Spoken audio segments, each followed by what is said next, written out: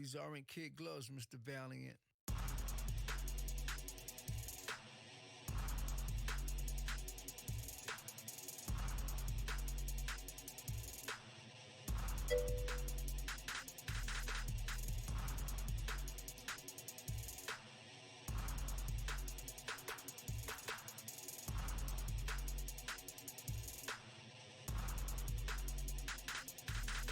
Destroying rappers like Judge Doom, killed that, Marvin Act, cutting them like sword and axe, that dip running through Toontown, these Looney Tunes, companies can't stop that, havoc, that independence with suspense, like a villain, black trench, creating inventions so greater, for the haters, never need, no tactics, who frame, Roger Rabbit, throwing lyrics out like javelins, spazzing, animated individuals, rubbing their head, pitiful, saluting A1 generals, whatever matters, competition, imposition, opposition, contract for contract, I'm more that, just fall back. Characters, no scavengers, they cartoons in art rooms. Artists, I'm a star in this. Top notch, just check and watch. Live quick, I spit quick. Animation reality, destroy the town, they mad at me. Independent like wheel spinning. Water machine, time machine, melt down, they head down. In Toontown, we come around, we rush out, no doubt. I'll put this rabbit in the dip. When I dip, you dip, we dip. Let's put these tunes up in the dip. When you dip, I dip, we dip. I'll put the shoe up in the dip. When I dip, you dip, we dip.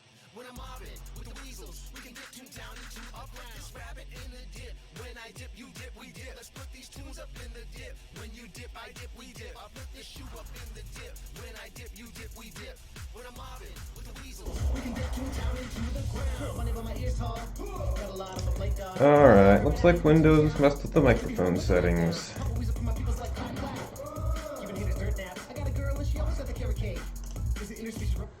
That's looking way the heck too loud. No, that is actually not what we want.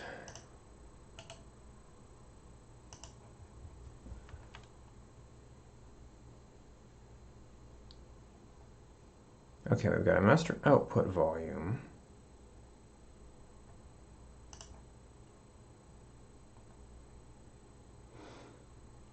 Not a speaker.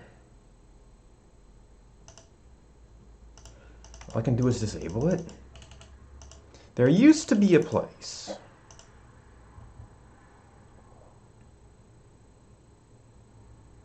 It's meant sound devices.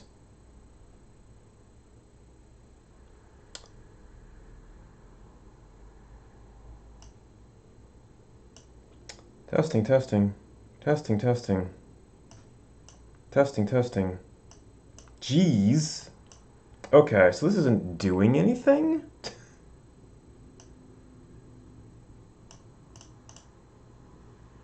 Testing, testing. Highest value we saw was 0%. Testing, testing. 14% of what? Testing, testing. Well, do we have to do this to apply stuff?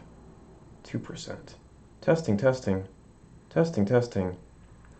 Hello, test. That's still very loud. Is this the right device? Alright, so maybe we need to change this.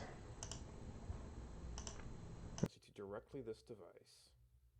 Testing, testing. Okay, so that seems... That's pretty messed up. This was up around here somewhere. Yeah, so that... testing, testing. Testing, testing. Okay, well, still peaking in the red. But not very much. So I guess I'm going to have to listen to this later and see how it actually turns out. Anyway. Last time we got this set up to where we can run OneTech locally. I'm running it in the Windows Linux subsystem on a Windows file system, so I think that's probably what's making it slow. You could try moving it there. I could try doing it in Docker and copying it out.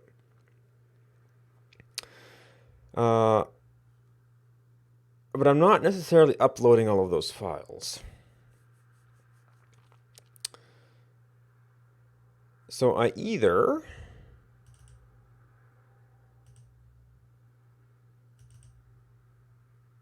So I put those in there just in case. It's like I don't actually use the objects. This is pretty much the same. So we just not generate the objects. Unless they get used to generate this. Spawns, we've got sounds is empty, so that's not a big deal.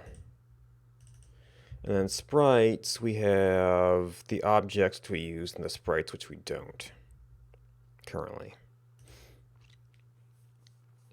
But it actually uses the sprites in the generation process.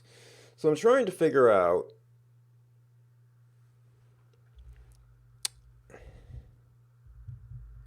if I should deal with this at the file copy layer.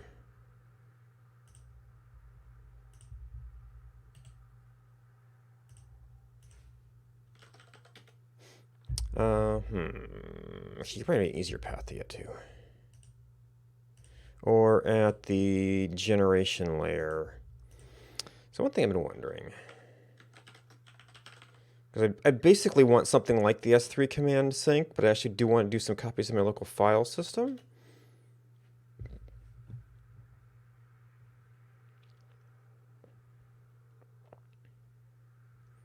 Local dir bucket or bucket local dir. Okay. So this cannot do local file sync.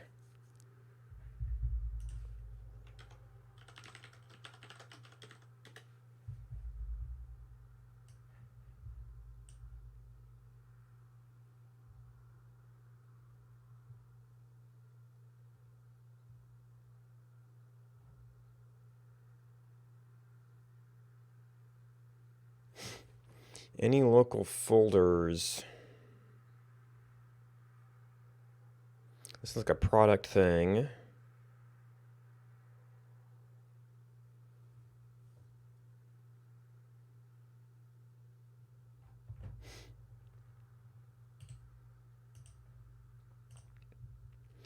It's like I basically want something like, and maybe that's a rsync.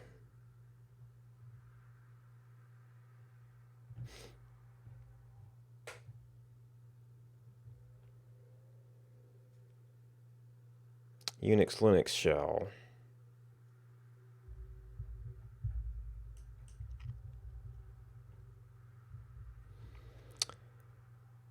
Portable. Renames or moves.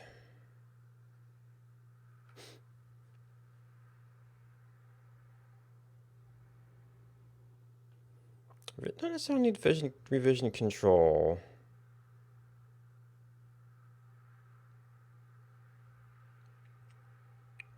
No longer in active development. Unison, no longer in active development.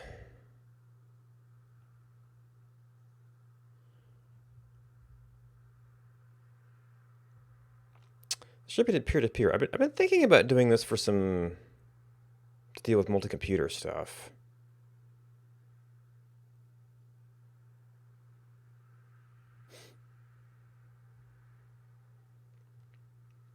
That would be more of an automatic background than a...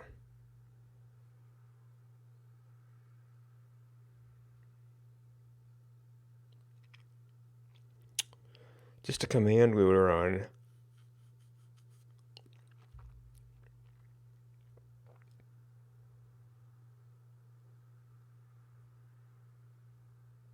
Of course, any kind of...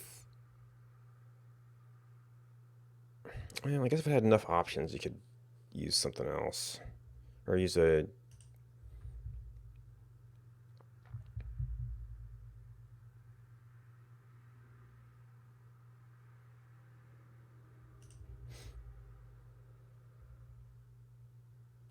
now you see, this is a continuous file synchronization program.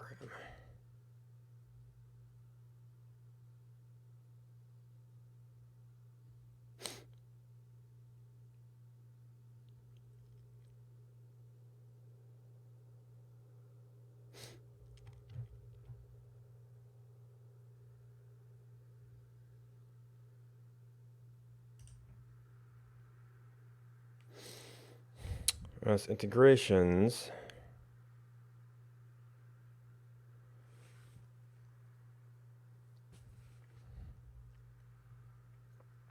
Command line daemon-like executables and a web-based user interface.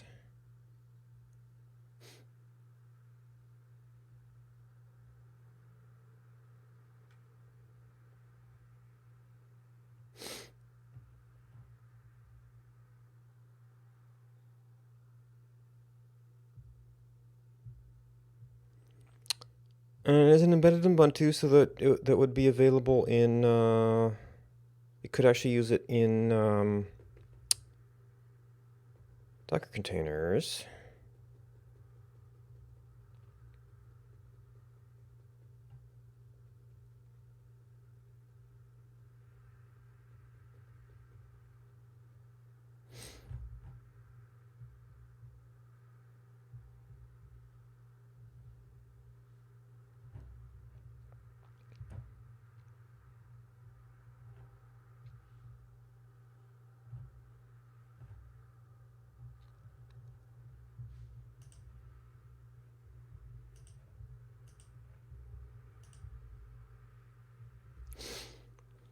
Two machines.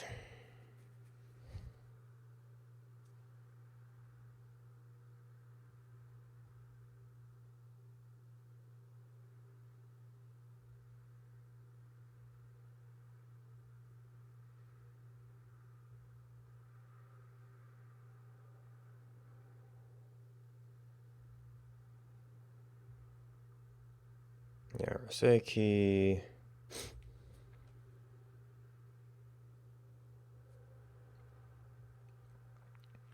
Folder directories to synchronize. Folders. So probably it could do local folders. I just don't need it doing it all the time necessarily. There's device ID.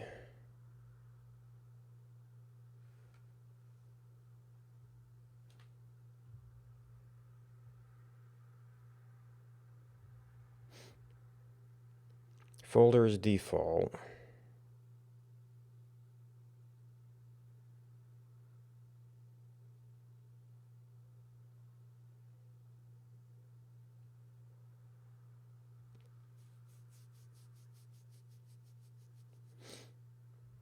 Yeah, this is a different situation. So, I mean, rsync might be kind of it, but I feel like it's more focused on remote sync. Client and server operation.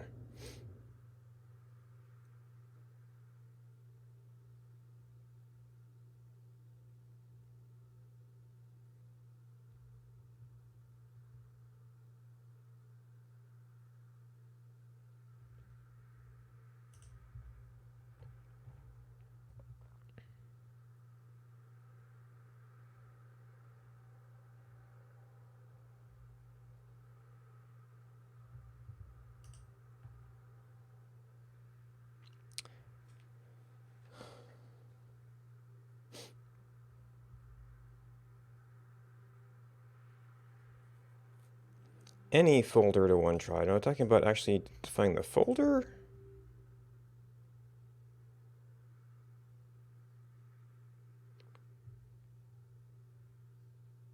No, they're doing links.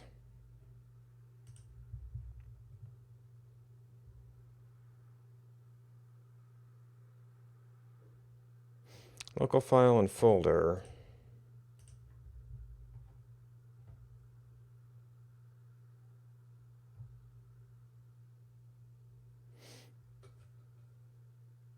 That's my Microsoft for Windows systems.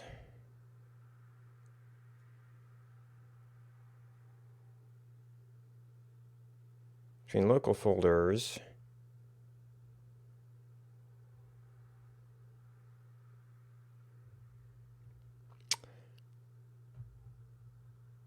Yeah, so a Windows-based program isn't necessarily going to be good for automating.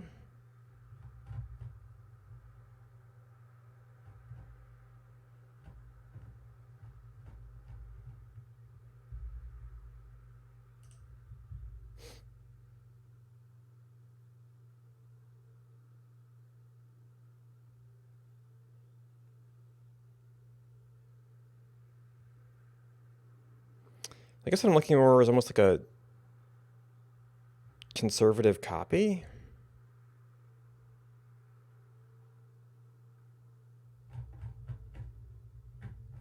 Or a smart copy.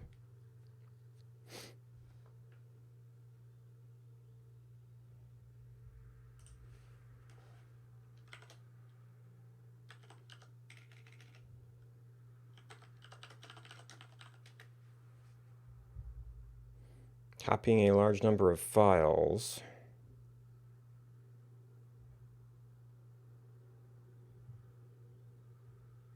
Unfortunately, this also becomes a brand name in some cases. In Windows.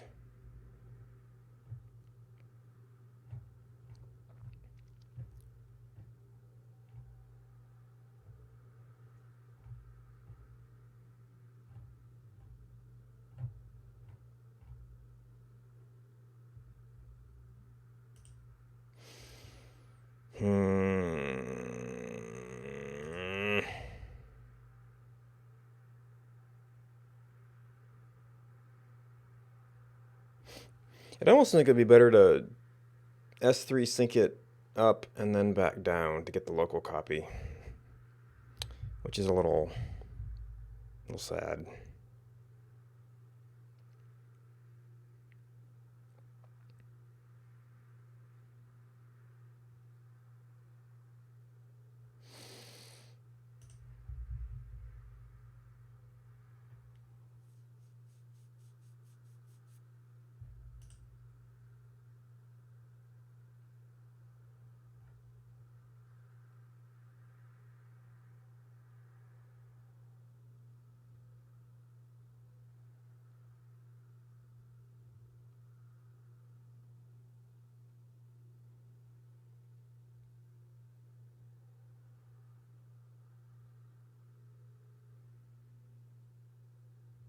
Scheduling your surface.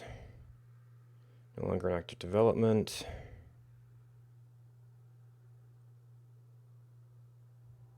Windows only.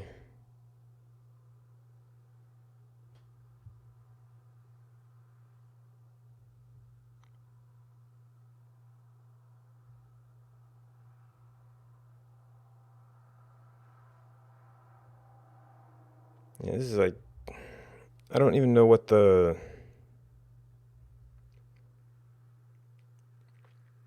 between a computer and external hard drive.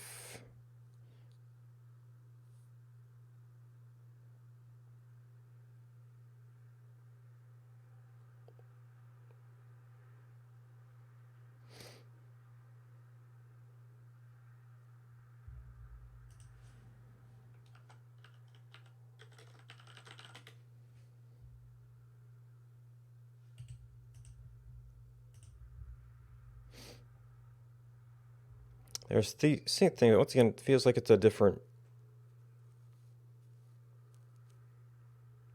type of thing.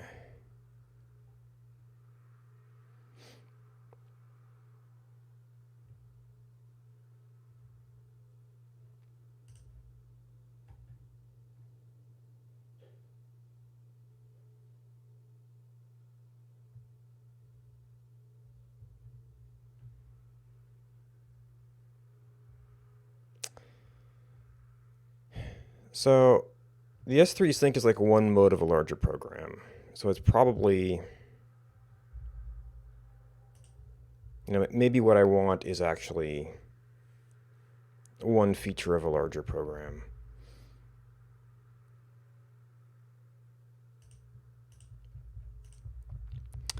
So if you wanted to be able to sync up to there and then back down, I'd have to actually be outputting exactly what I want.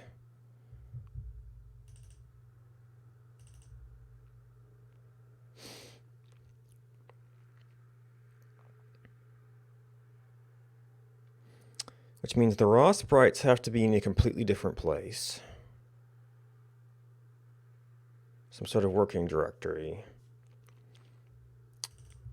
And we need to not output all this stuff.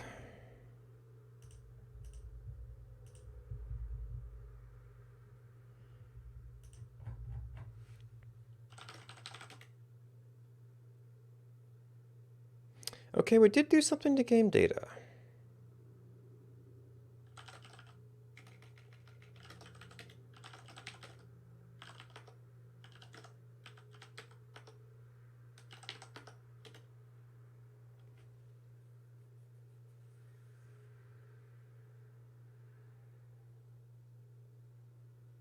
Oh, right, we just wanted it to immediately fail. And the package lock is just annoying on this when you're doing multiple systems.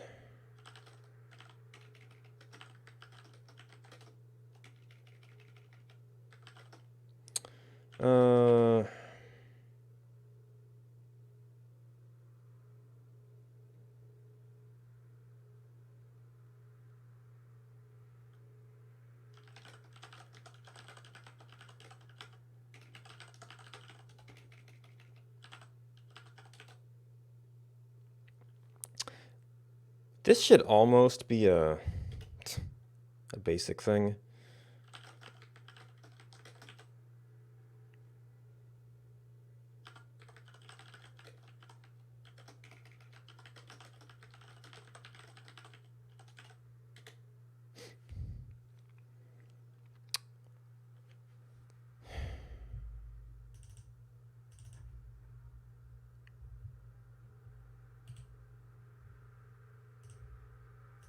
So actually what we want is some kind of main processor. Exporting objects. That probably... Why are we importing objects?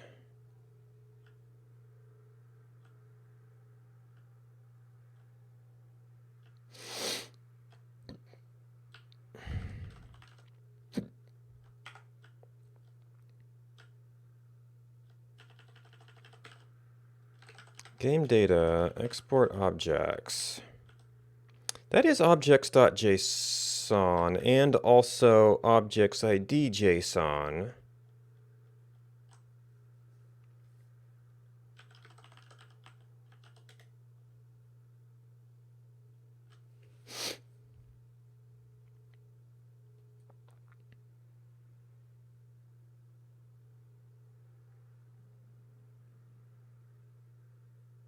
Oh no, those are the raw game objects. Okay. Main processor.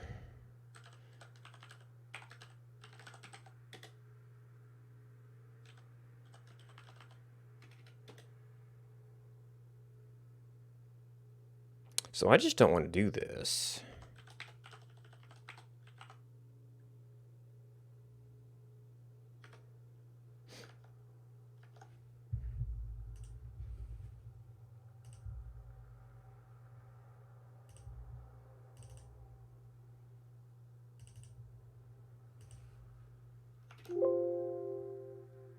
All right, that's the Mac keyboard shortcut. So that's one. Export biomes.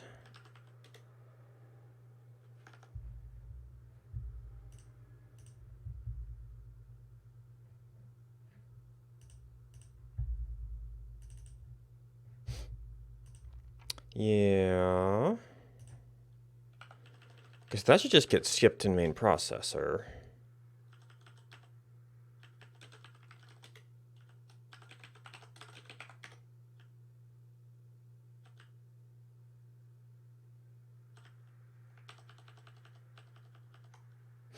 I'm surprised they haven't.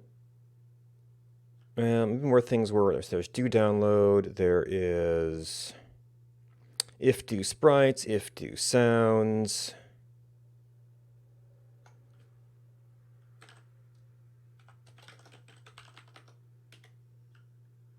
Processor.do download, do sprites, do sounds. So we could add like objects biomes. This is already a pretty statically different thing.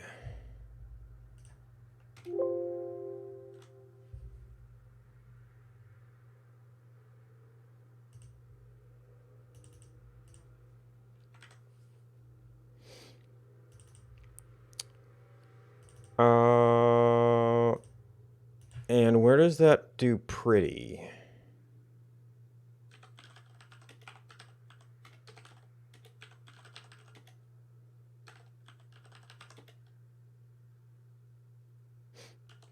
Game data.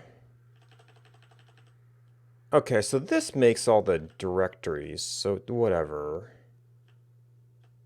Oh, he makes sprites, but he must do the conversion before this step.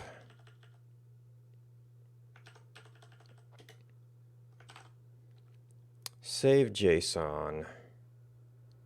Okay, so save JSON. It's save JSON that's doing both. So you fix one, you fix them both.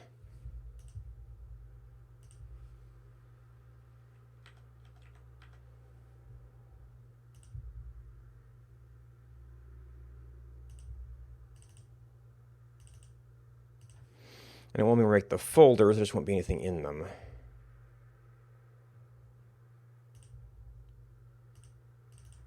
Won't be anything in sounds.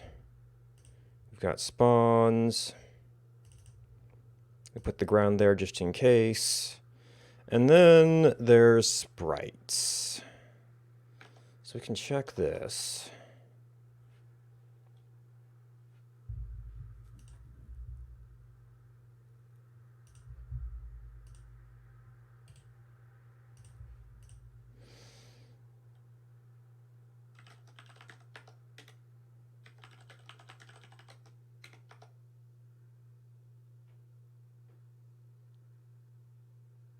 Shouldn't need to download. We would normally do sprites.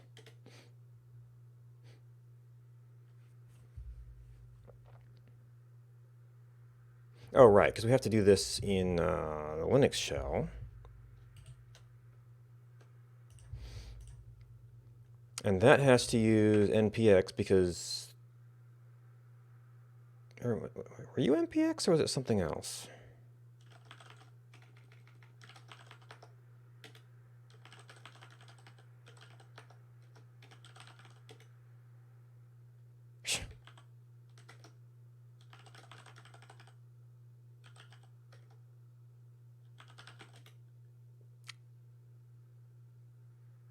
Oh no, this was NVM.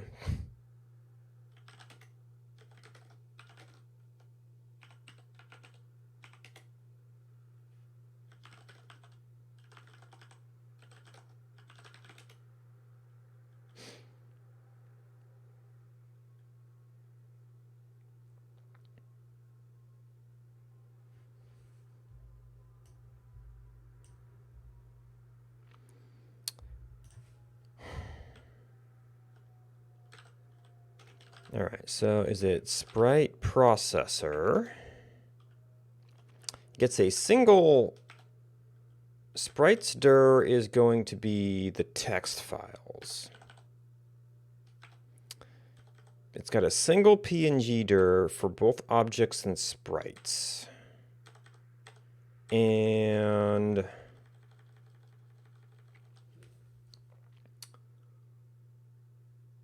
the file conversion is happening separately. And all of the stuff that's pointing at the object graphics is expecting the sprites path.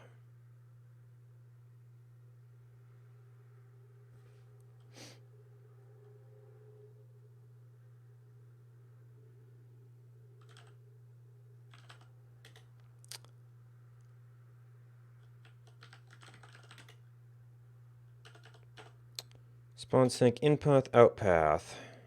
Game data does that. This dot data dir plus sprites.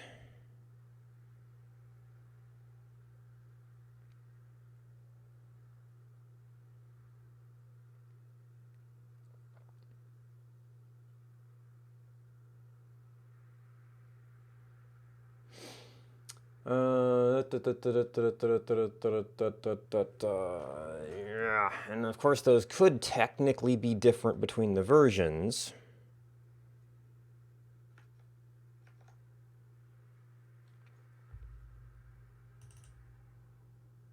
Which is how it's handled currently. So how do we keep a separate repository of sprites?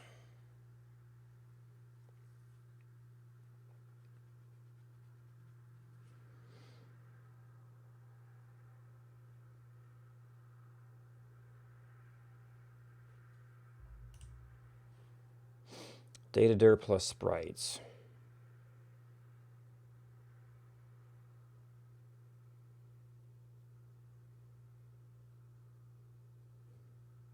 Oh, wait, that's in-path. Out-path is static dir sprites.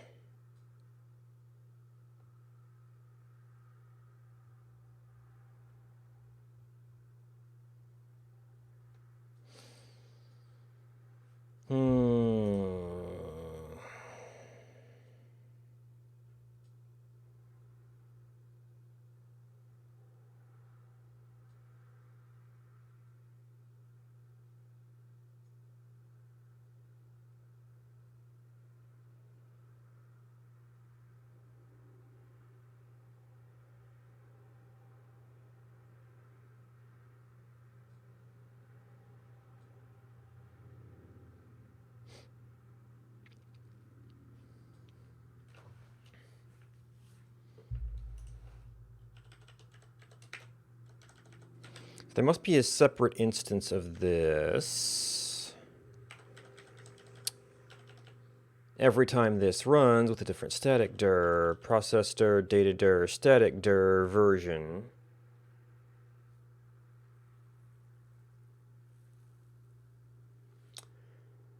What's process dir?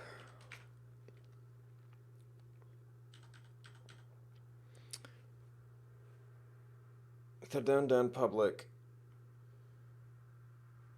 Static dir, data dir.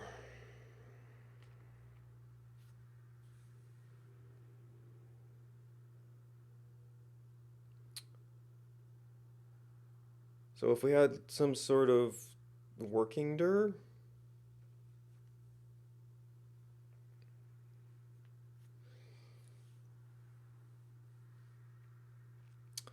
it's either that or I just accept the sprites and have to deal with copying them all once.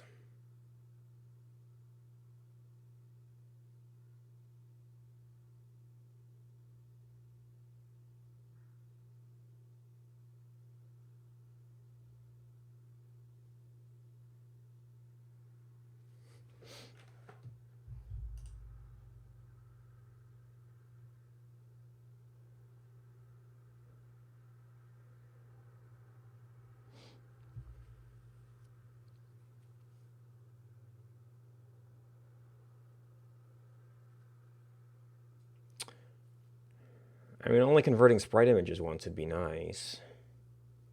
Let's see, so it actually does edge first. I don't know if it does all of these every time. But if any time it does something. I think it does a blind conversion regardless of whether it needs them or not. Which I'm sure is to make sure that it is updated if there was an art change.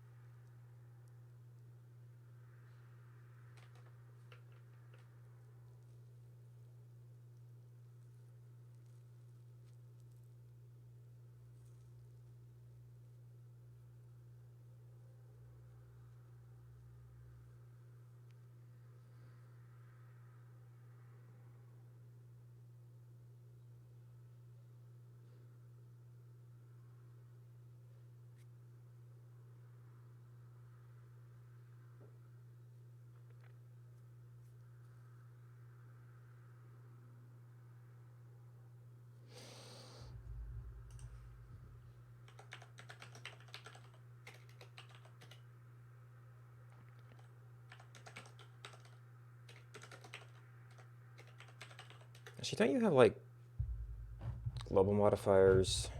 Yeah.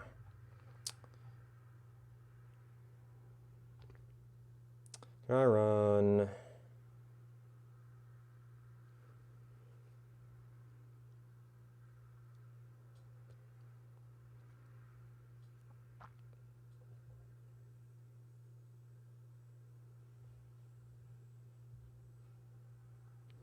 exclude file names and path matching glob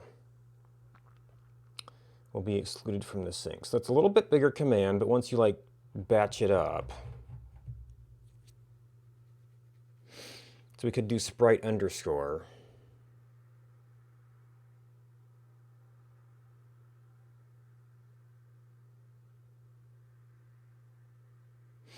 Now we don't actually have anything to sync at this point.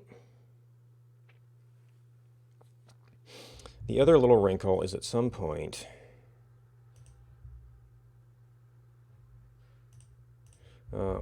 we ended up with actually some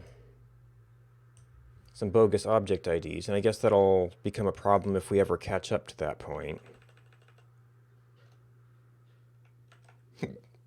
Which, if we're going to start syncing from the other directory, will need to be there as well.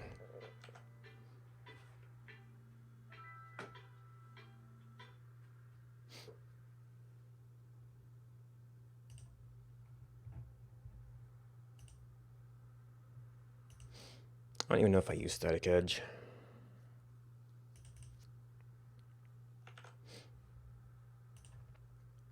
All right, so it recreated the folders, but the folders should be empty.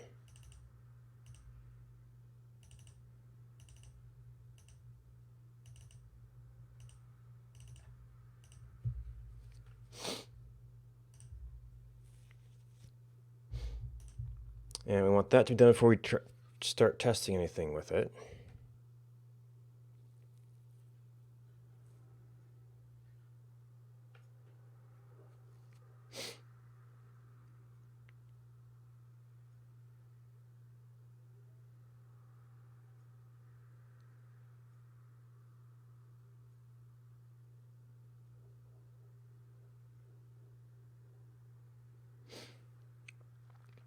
All right, so we are in process.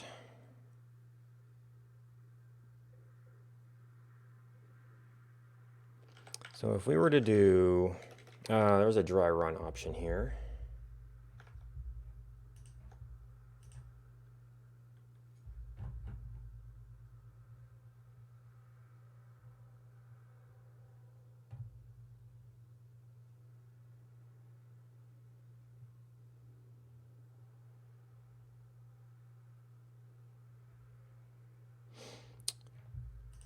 S3 command. Dry run from public static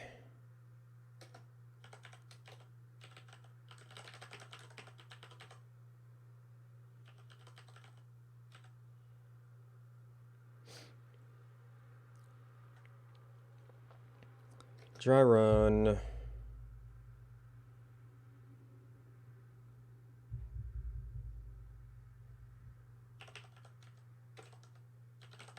exclude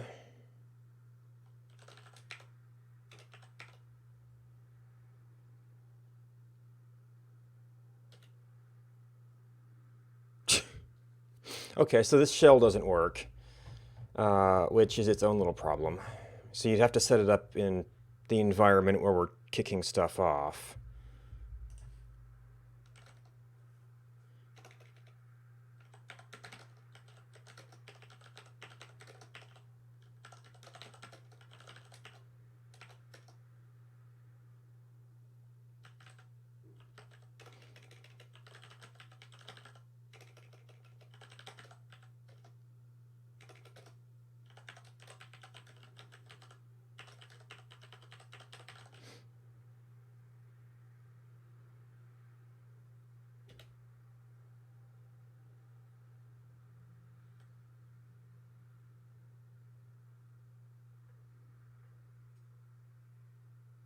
Oh, interesting.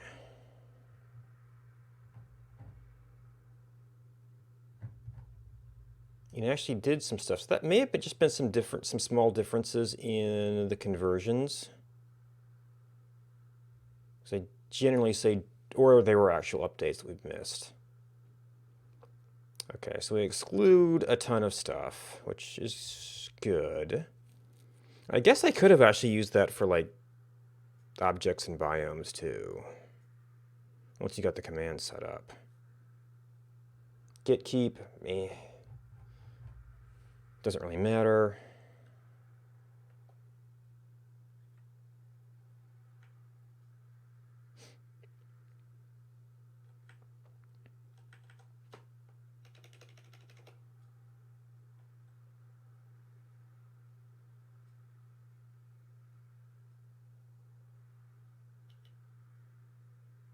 So probably been a few little updates. And then, well, this is going to need to be a command, isn't it?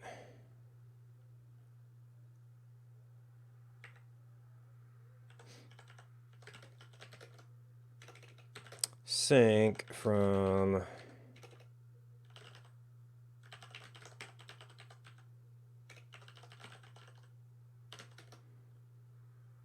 this is going to be in a dry run.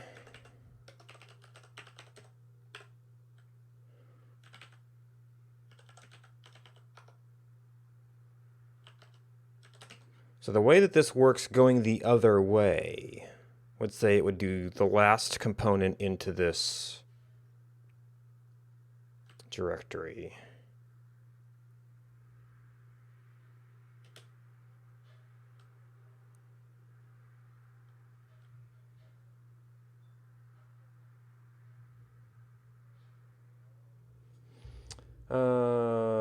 Sprites object, public, / static.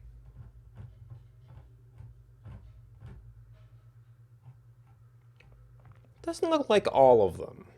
Maybe a couple. I don't know why the versions are different.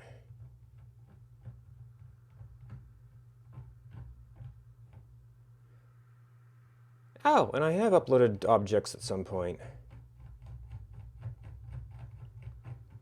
Well, okay, so that we just stopped doing. So that's only pretty JSON right now.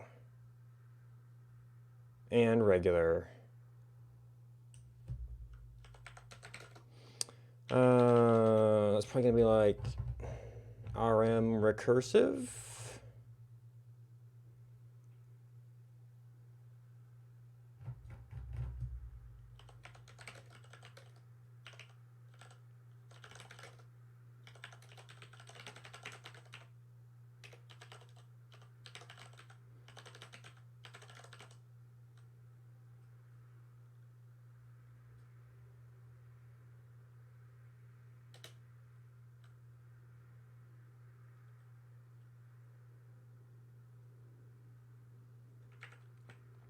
And pretty JSON.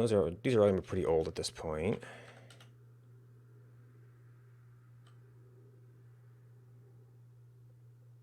It is weird that the that our sync back was doing so many things.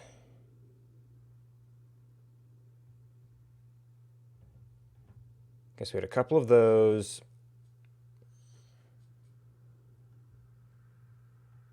And well, I guess I haven't updated ground in a long time. Maybe it got converted a little differently.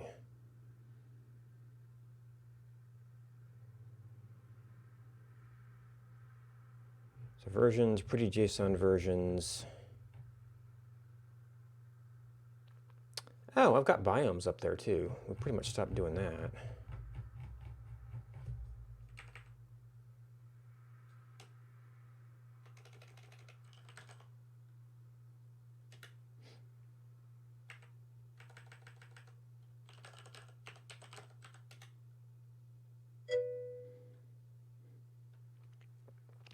I am trying to make the process of updating all of the map images and data way less manual. It's one of those things where you kind of got it to work, and then I was moving on to other stuff.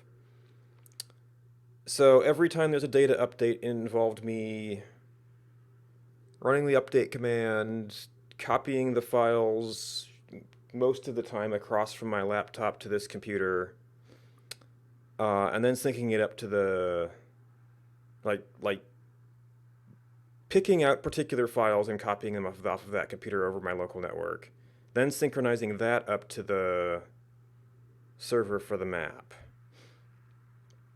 So I've got it running on this computer. It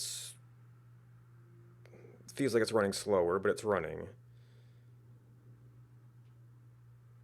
And I'm trying to figure out how do I synchronize both my local development directory for the map and the remote server. And I'm lacking something that does a conservative copy like S3 command locally. I'm currently leaning towards just uploading it and then downloading it, which is kind of stupid, but I don't know of any other good tools that wouldn't just copy everything all over again.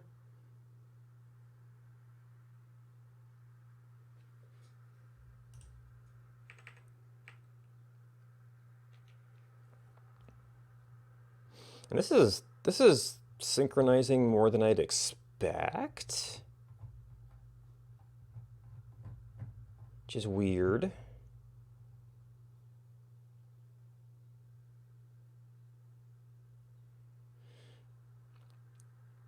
Yeah. And then the DS store files.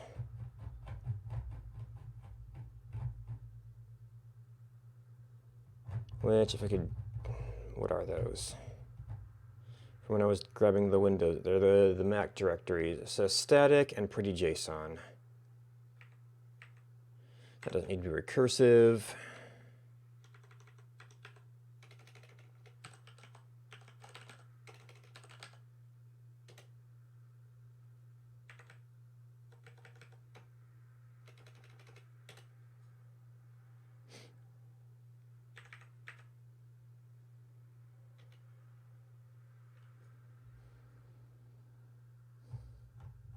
Okay, so we'll do a couple of those updates, and for some reason the version files will get synced back. Oh. Spawns also has one.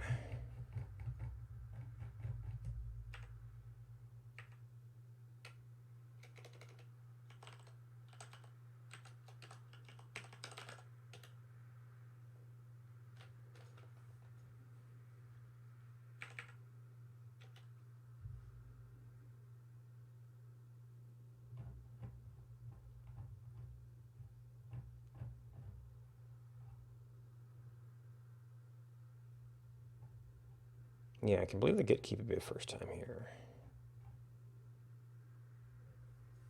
Pretty JSON. How I missed that before. I mean, that's a logical consequence. I just didn't see it.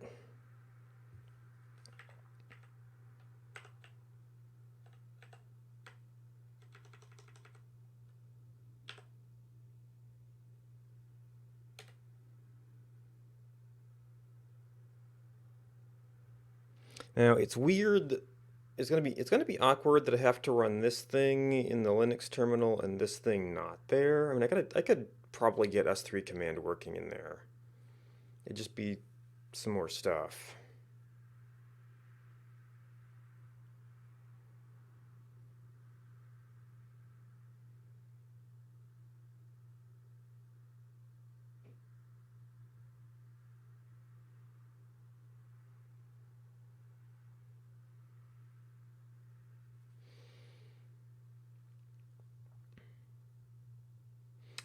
And because that is in like a whole different terminal, I can't just go have a single command that does everything.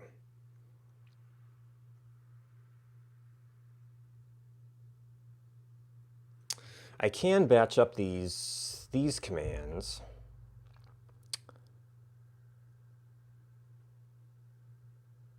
Okay, so yeah,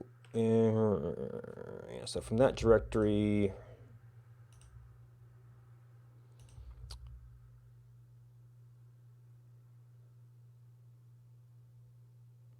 I almost might as well have it here.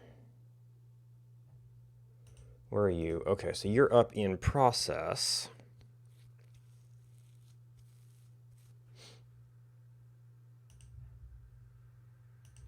Once again, this is going to be kind of where I'm actually doing stuff. Oh, this is actually, yep, oh, I closed it.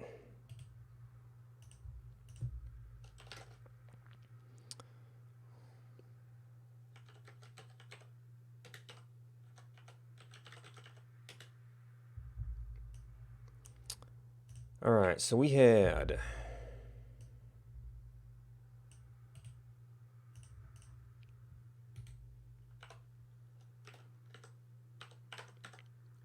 so that's a direct reference. And I may have long lost my other command here. Exclude sprites.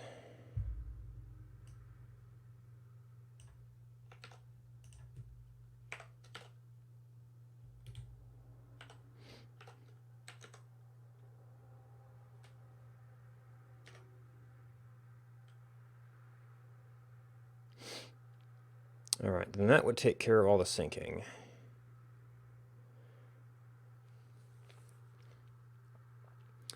So that would hopefully give me a workflow to at least do this in fewer commands and less fidgeting about.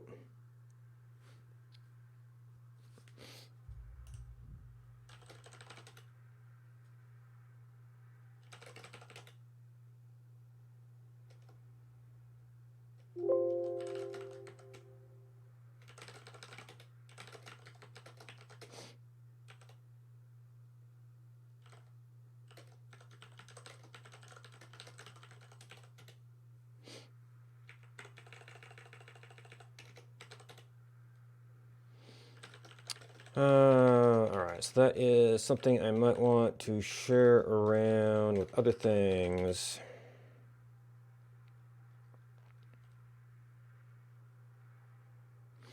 So I'd been working on that's still a multi-step process. I was working on a Docker build that built the regular OneTech website.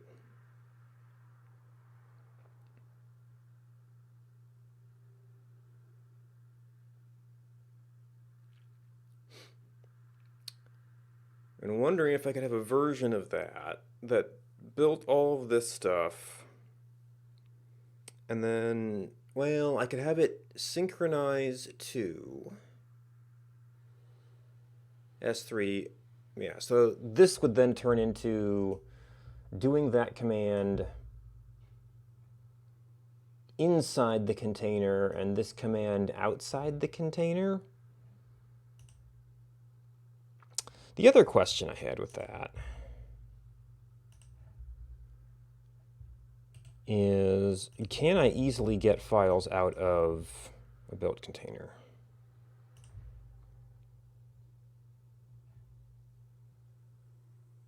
Oh, hold Docker. I've since done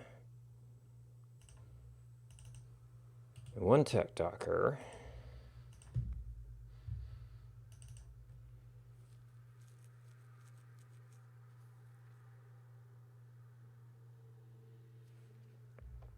Which I suppose we should update the data here. What environment were you set up to run in?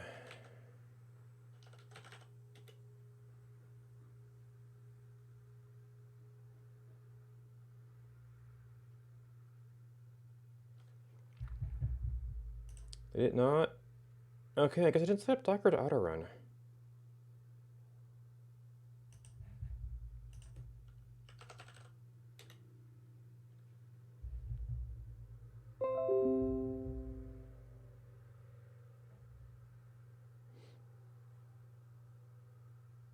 Which might be just as well for whole VM subsystem.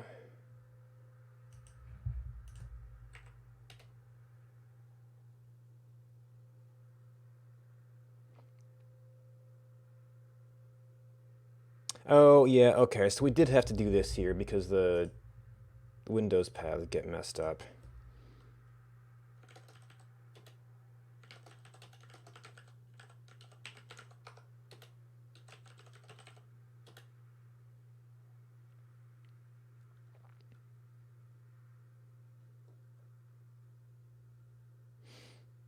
It's like you can do the mounts, you just have to use the Windows syntax for it, and then it's not as easily shareable.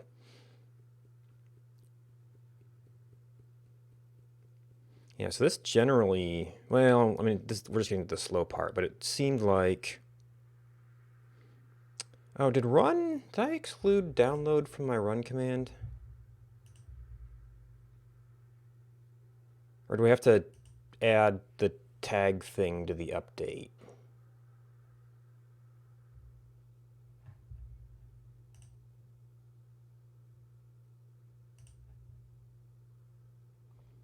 Because the uncraftable basically means there's a problem.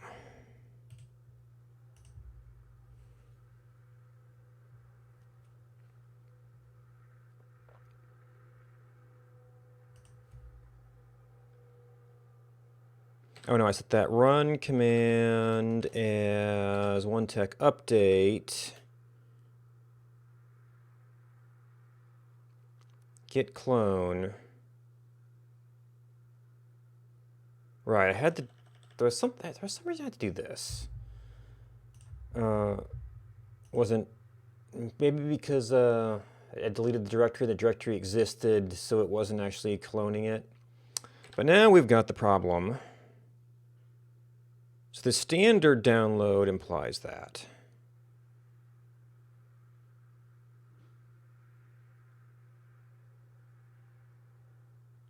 And at some point I should come back to this and make it serviceable as an actual.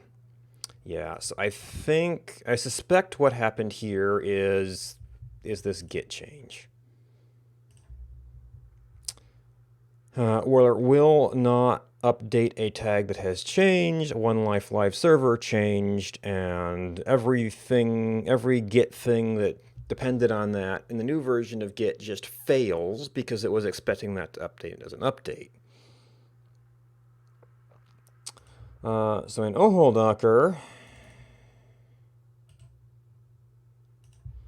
we found a very, very ugly command that does what we actually want.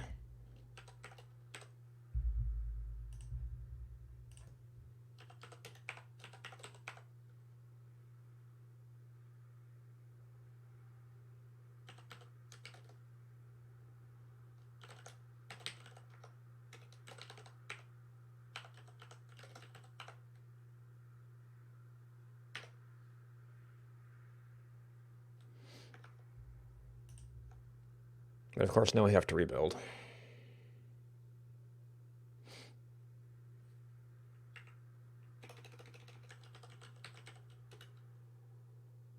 Oh, okay, that actually wasn't too bad.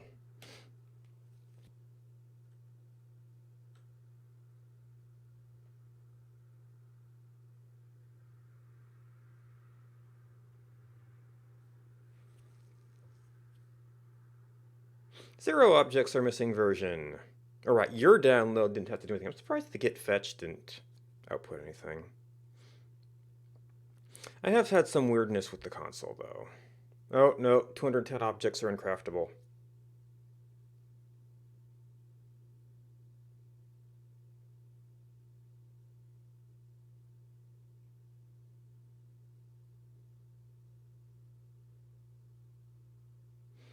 So we still have a problem. I wonder if it actually did this.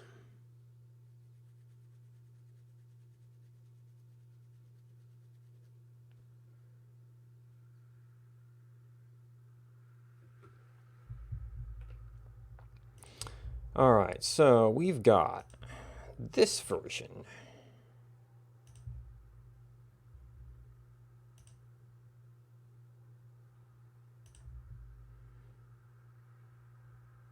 I'm just checked out at 351. Actually, I don't even see live server here.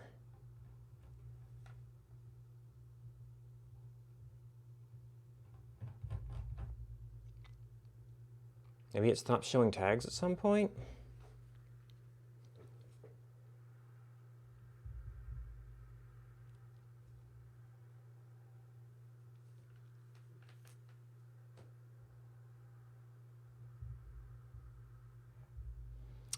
I guess what I need here is to know that.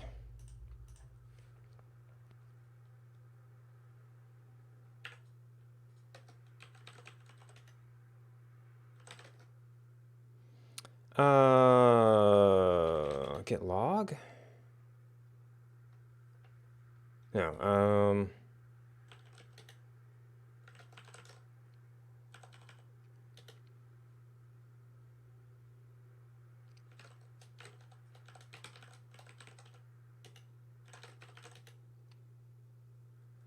updated data version number to 351.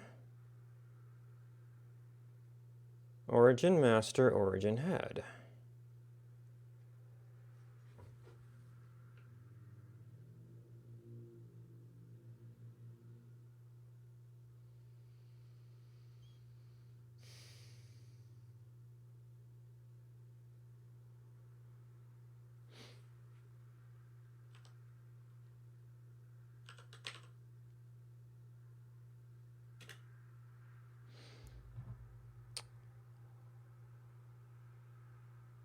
$210 objects are uncraftable. Maybe I was thinking 0 objects are missing version, or objects missing version was the problem.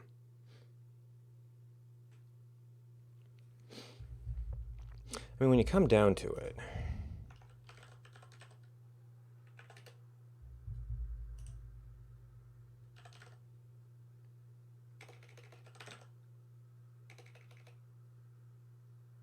shoot, it's some really early object.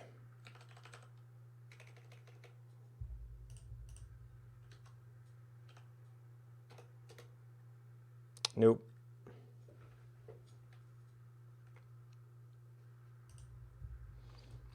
You've got things like the skin tone and the people, so maybe that's okay.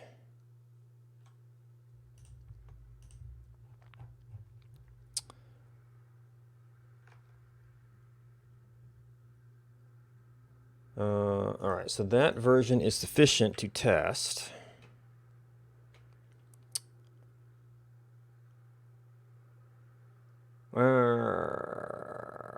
You can only copy out of containers.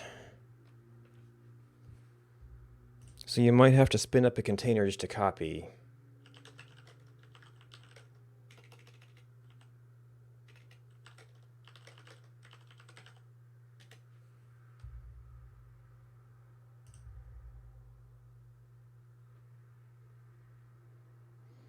Container ID.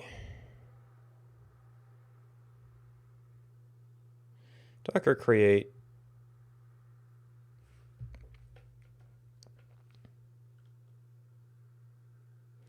That's the container. So you'd have to make the container with the mounted volumes.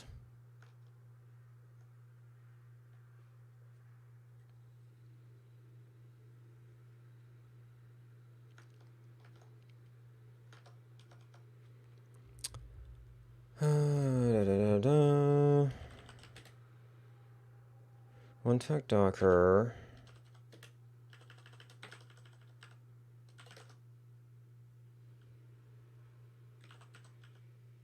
I don't want to do that.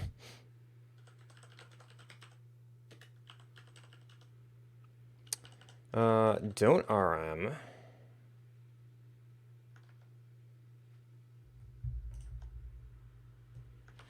Give it a name.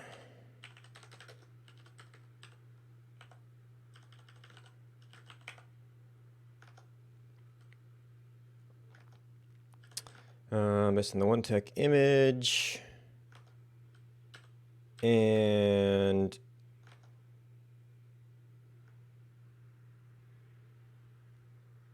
it's right above. So they run bash. Here you never start the container. Oh, this is Docker create, not Docker run.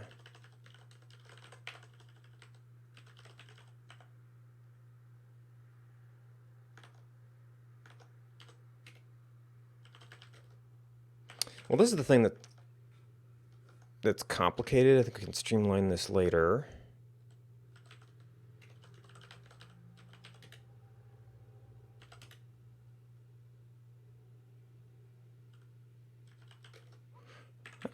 I was just running run.shell, right?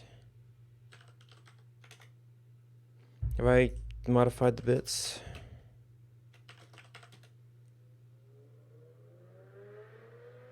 Well, these are on Windows, so they've got the bits.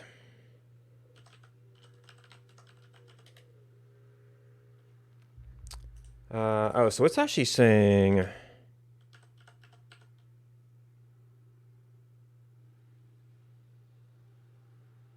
This is a bad command? Well, I guess as long as we never start it.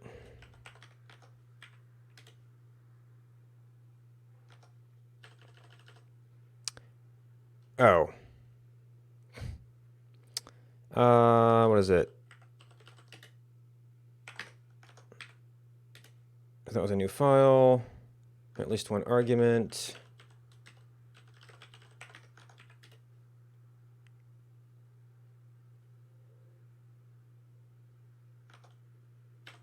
Docker create doesn't mount.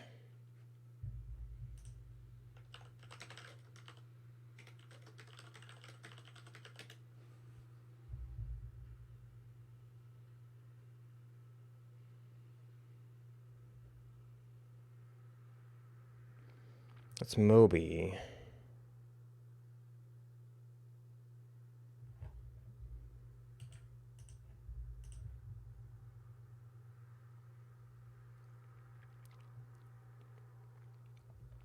This seems to suggest I would have to run a container, copy out of the volume into the container, and then copy from the container to the operating system.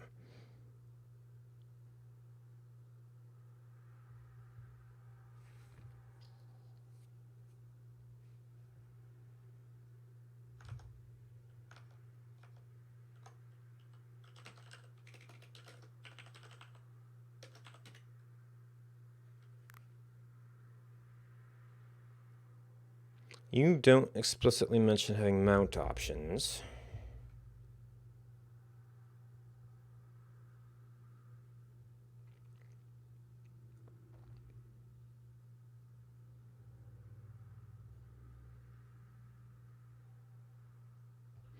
Populate a volume using a container.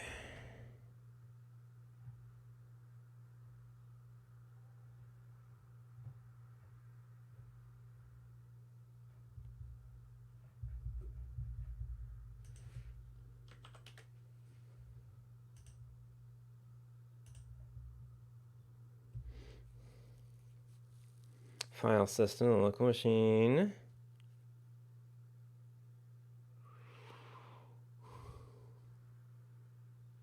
Under the container's root directory.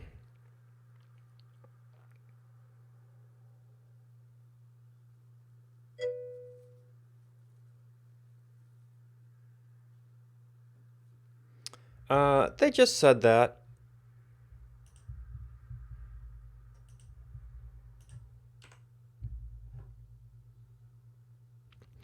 The user try mount sentences simpler than volume syntax. Originally, the volume was used for standalone containers, used for swarm services. Docker 706 can also use mount with standalone containers. Mount is more explicit and verbose. vsyntax combines all options together in one field, while mount syntax separates them.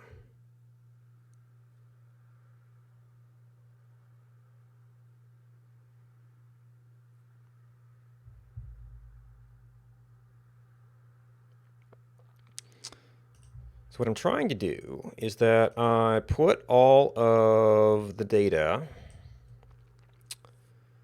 into a volume. I would now like to see if I did something like that with my own little builder. Could I get those files out to use in a local file system? Now, I guess one option is I set up my container with S3 command and then add some keys to it. so it can upload directly, which is essentially what I do with the client builds, and then sync it back down. But I was curious if there was a way to get that out directly. But if you create a container without running it, you don't seem to be able to mount. Oh, wait a minute.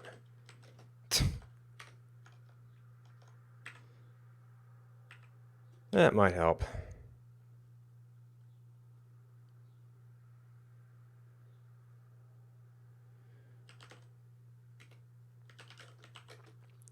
Docker copy.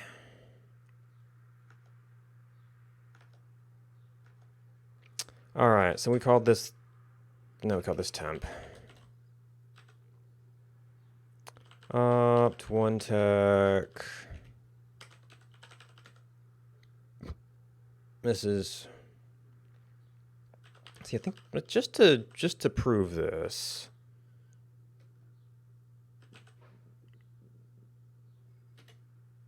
No such container path.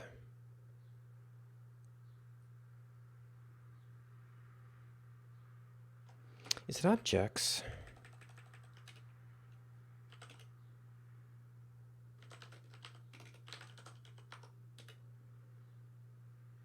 Yes.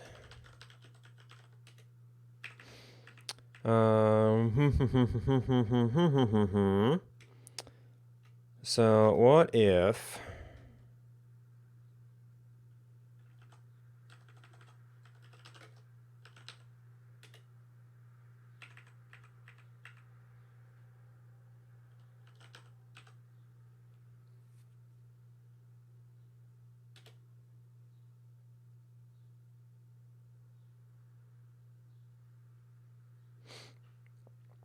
because it does seem like the in container one runs a lot faster. Now I am still in the Linux shell virtual machine, sort of crossing the boundary into Windows file system, which probably doesn't help anything.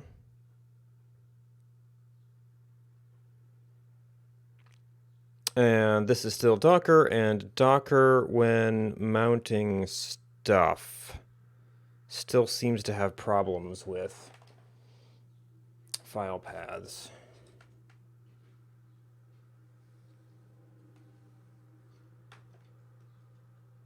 Or at least the other one did.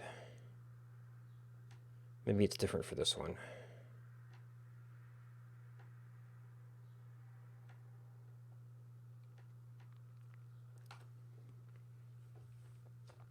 So this is still a whole heck of a lot of copying. It might actually be faster to get S3 commands. You just sync the important stuff.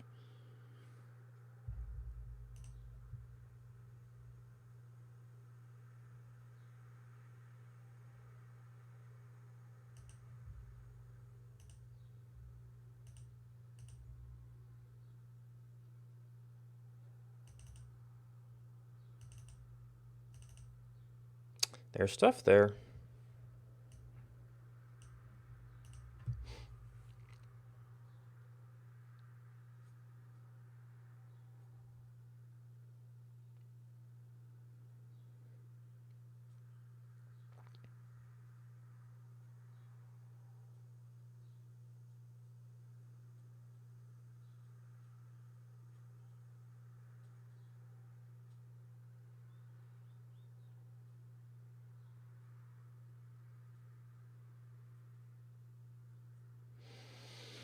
If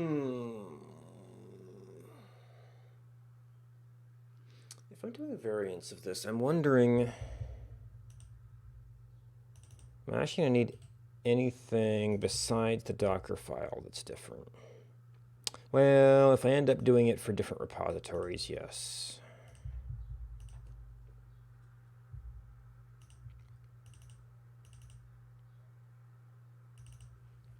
And this is going to be everything because this is the original one.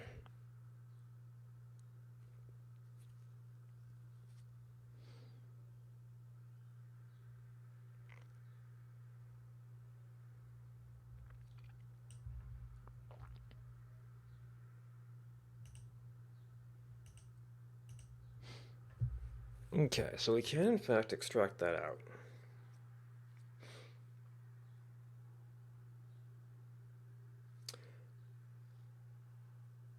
Of course, you'd have to do...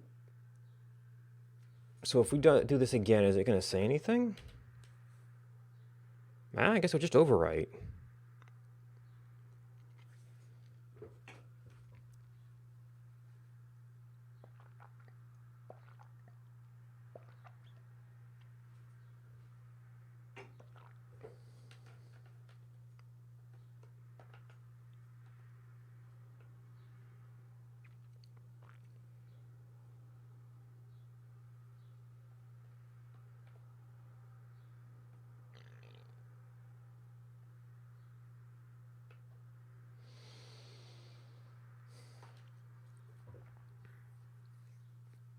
So if I can get a container to do the build, I don't know if I'd want to go all the way to setting up S3, although that would be a way to do it, because I still don't know. Like, I'm pretty sure I could do that, but I still don't know where I would end up running this to try and get it like fully automated.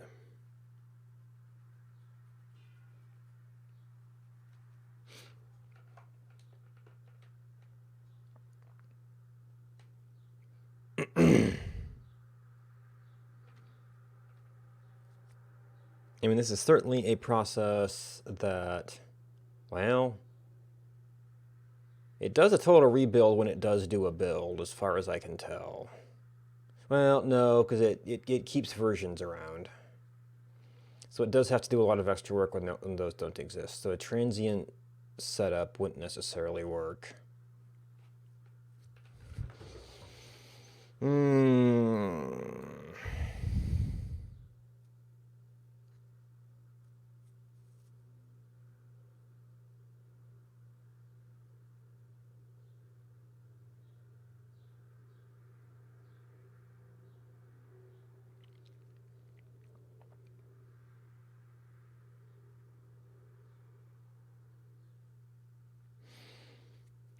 Well, perhaps we could finish the thought on...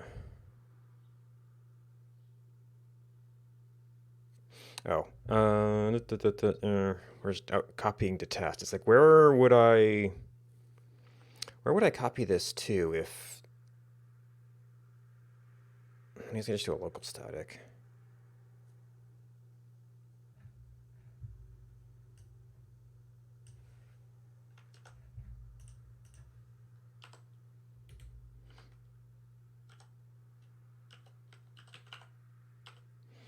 And where do we see this? RM minus F dummy.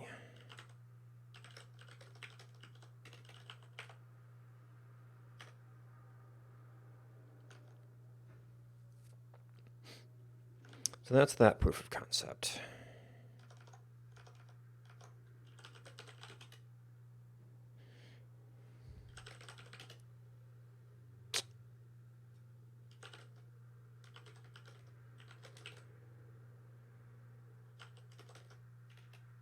Oh, actually, we didn't necessarily need to do that. That was because we're not using live server.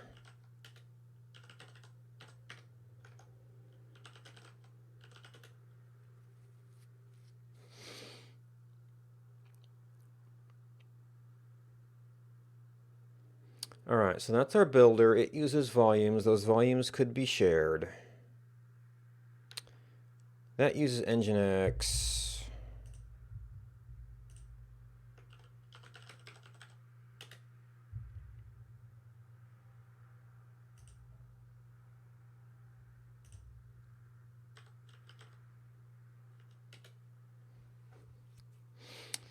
Official Nginx.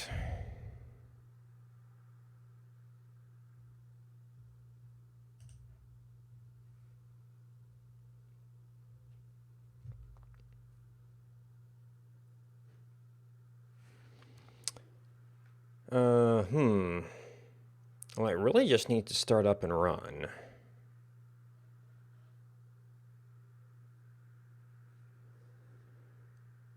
Maybe an Alpine would be lightweight.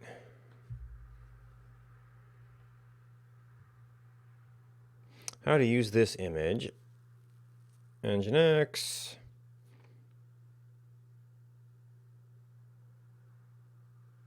They're using the V flag to get the read-only on there. Where is the user share Nginx HTML?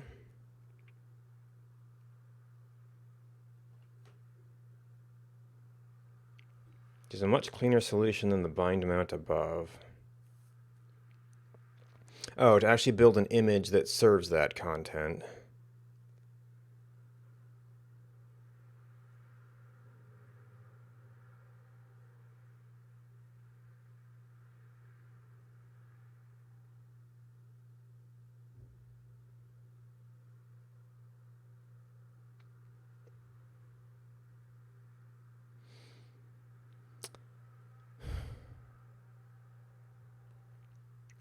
Attacker run with exposed port.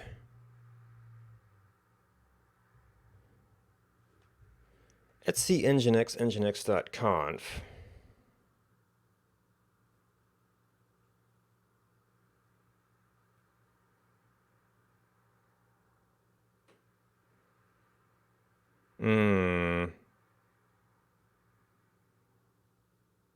To adapt the default configuration.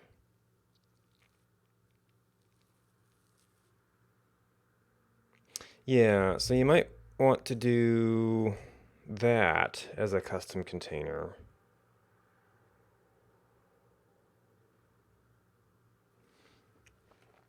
But I don't know. Well, he had originally set it up for HTTPS. I don't know if I want to do that.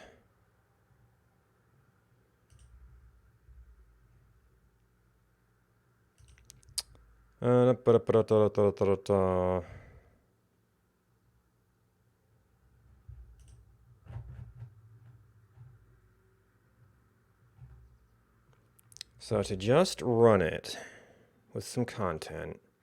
Now, where did we mount? Yeah, well, you could use the paths.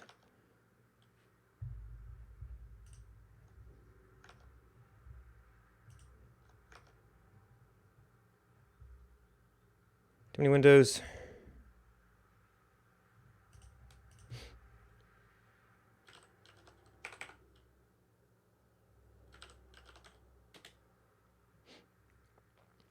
So we did, well, it was public.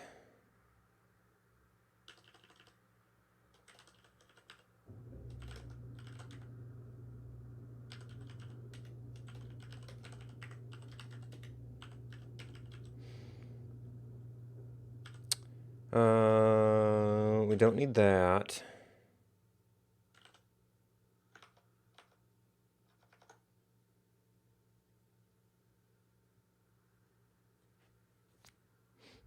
I don't really say what the base tag is based on. Debian Buster Slim.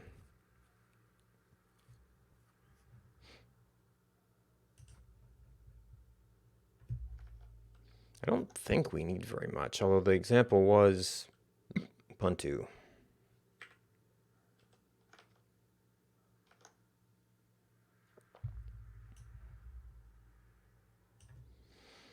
So this is a tag.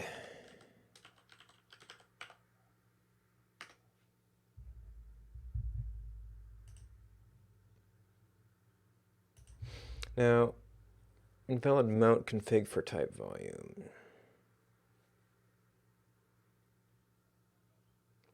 Yeah.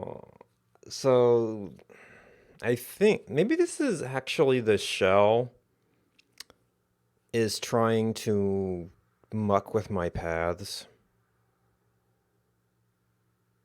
to try and make it work.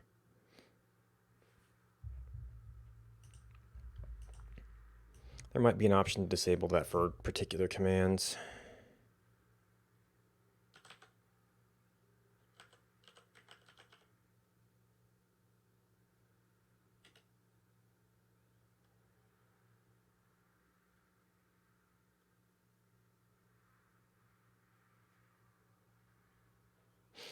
Now, what I didn't do was add the port mapping.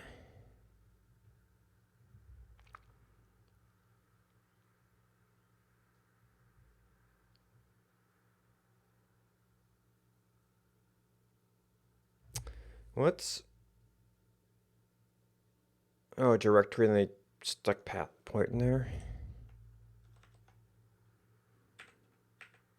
Oh, we made a command out of this.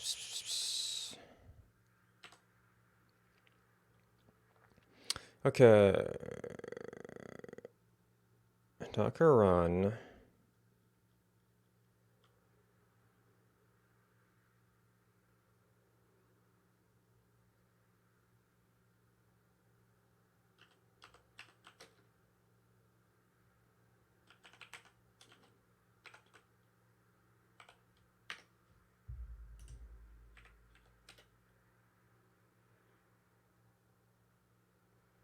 Oh, backslash again.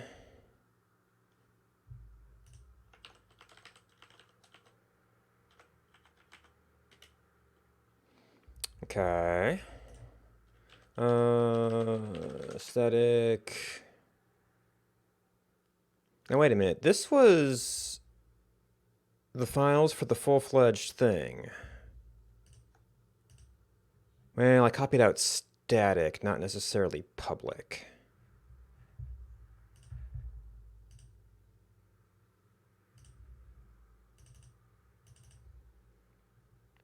But I can look at my other one. Well, no, because I never built that, did I?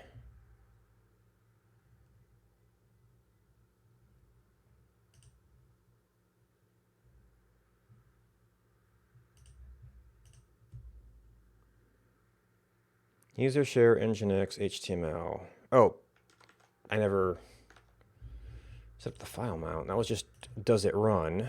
Ops, yeah. I didn't put in the right path.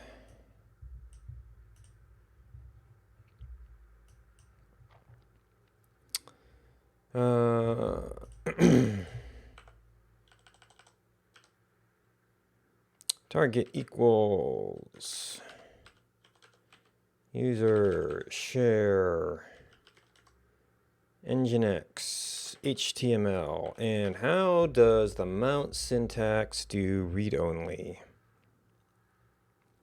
Read only option if present. Well, there's commas here.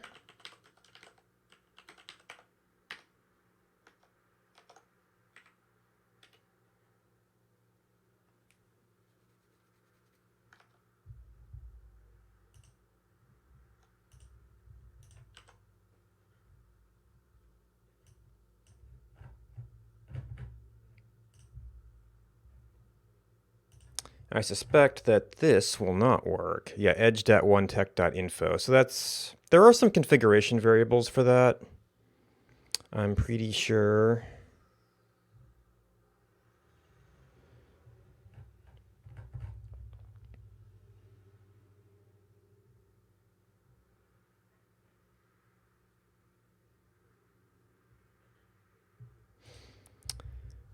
No.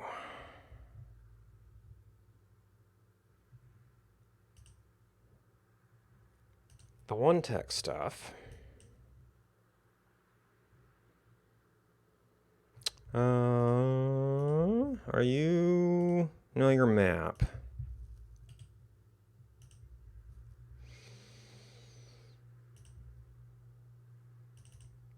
Not public. What I missed before was how to set up a server. So root path to one tech public, which we sort of accomplished. You set the index, which I guess index was already configured. Server name, it's just localhost right now.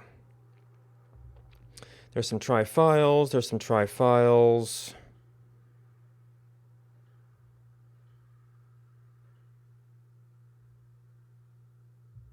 I think this is a HTTP HTTPS redirect. And gzip on.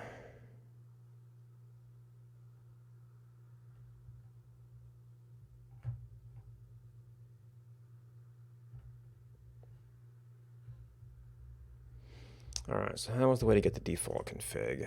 For comparison.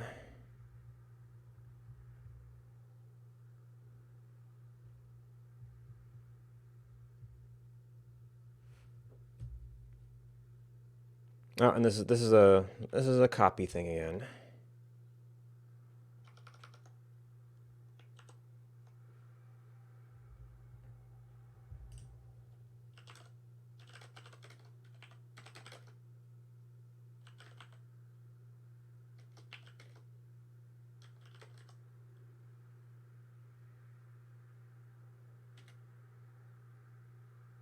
Oh.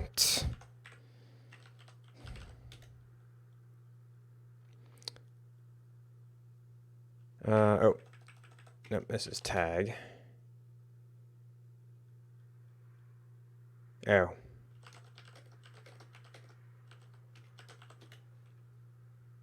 Buckler.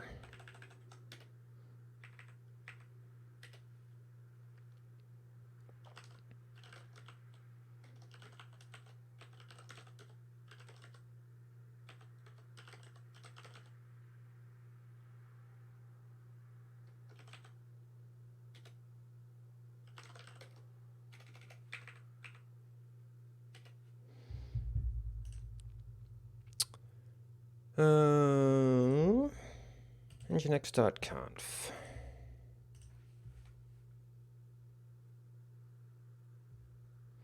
Errorlog PID HTTP include default type access log format. Oh, conf.d. Did they really mention that? Nginx.conf.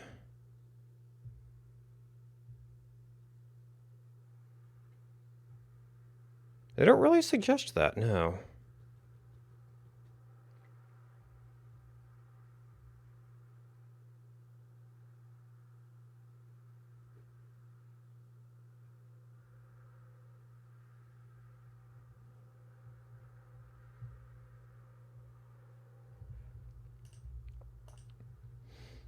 Oh, and there's gzip.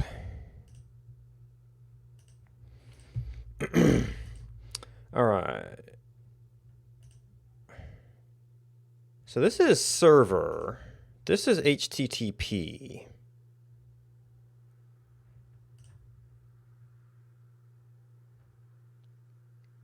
Server.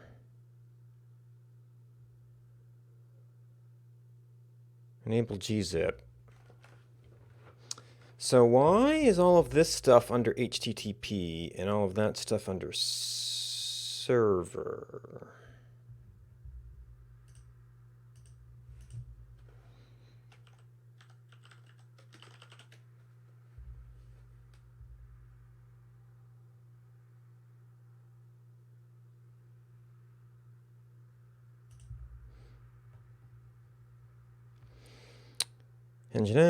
Nginx.conf.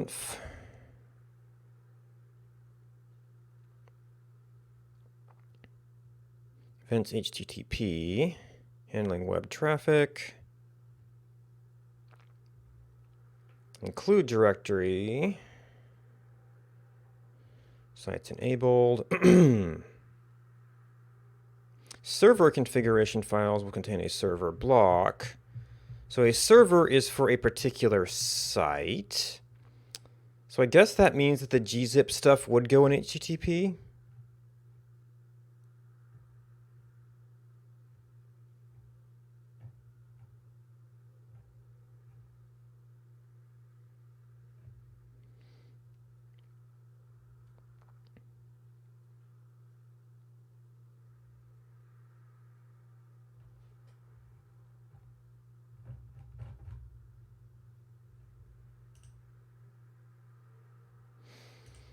All right, we kind of need to reorganize some things.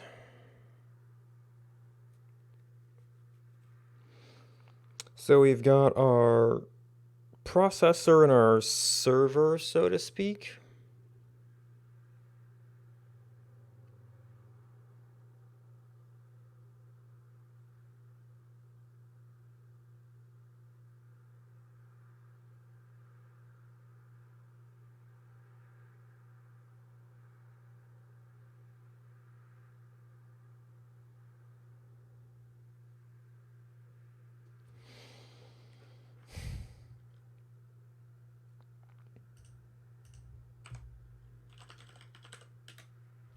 We got processor, we've got processor build, processor run. This would be processor extract.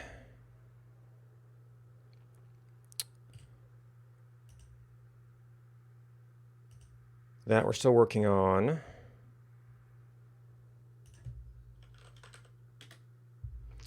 Server, and then some kind of nginx.conf would go into server, which would get its own little miniature Docker file. And then we would need the appropriate commands.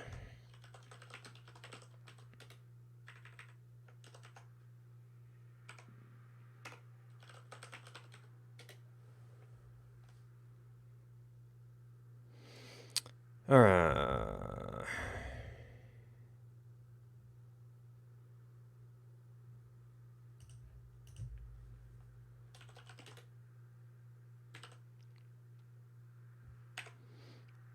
All right, so all the processor stuff, context.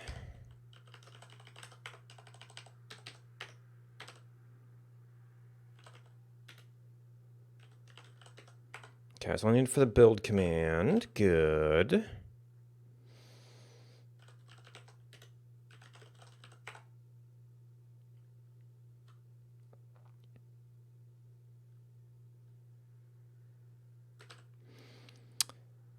All right, so server build. We might need some different names here. Processor build.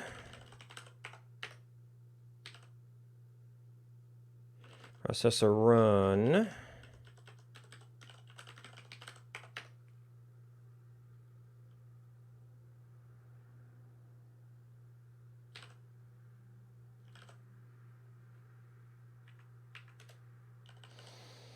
One tech could probably be fine.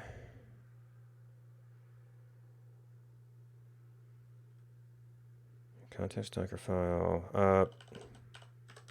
Need to be server.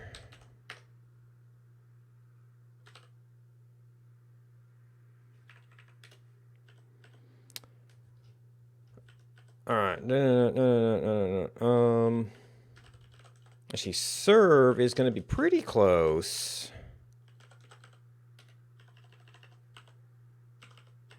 to what this is going to be.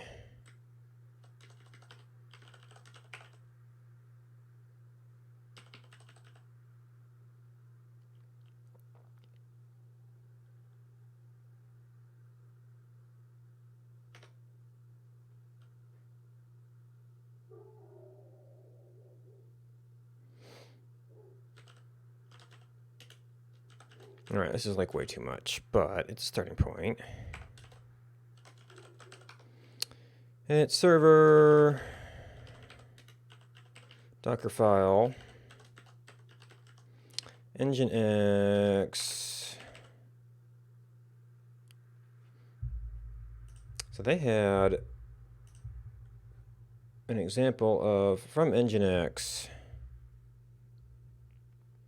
Yeah, and then we get our conf file. Did I do that already? Yes. Have I written this? Yes, Docker file.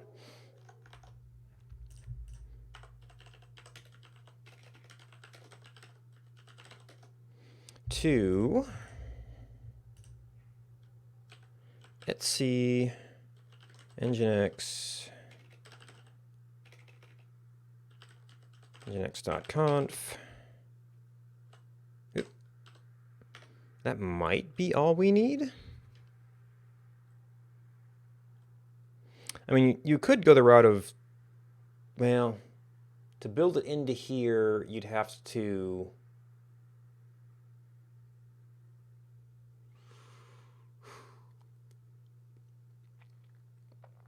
extract it from the volume and then load it as context to copy it in.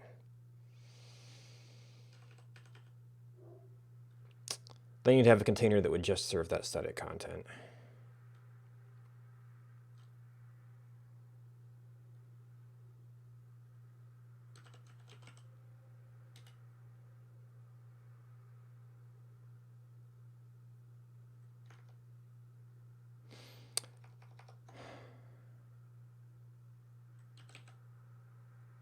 All right, processor is going to be under a different tag, but it shouldn't have to do a whole lot. Yeah. Might have to do something. The data volume should still be there.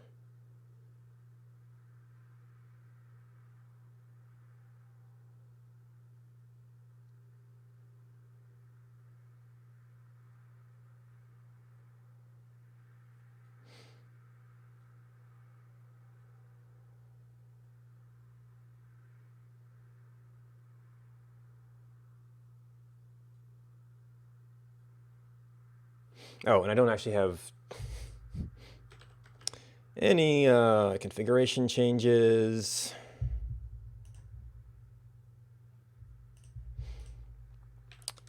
So this would be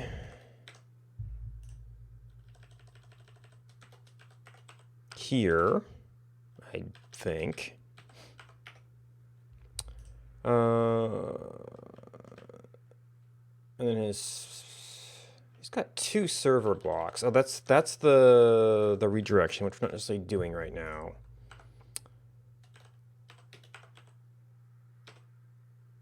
Okay, wrong thing.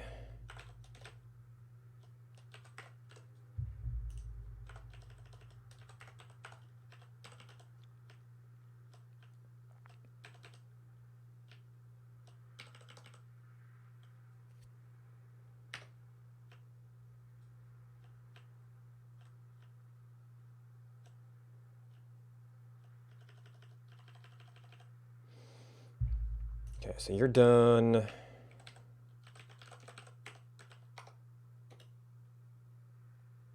Okay, just have to copy a file. Ooh, server directory is not allowed here.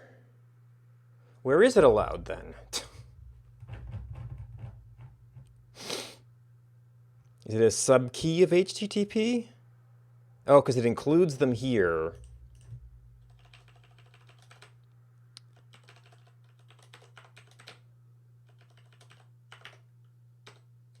Yep.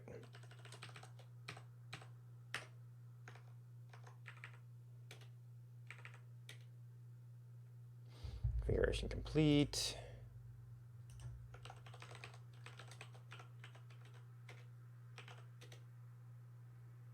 Okay.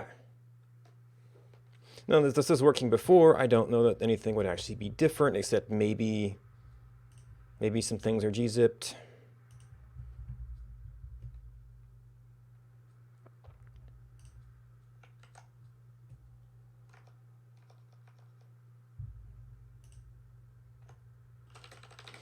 So we renamed all the things. We don't necessarily want to add every... Well, I guess we'd add extract. We don't want to add test.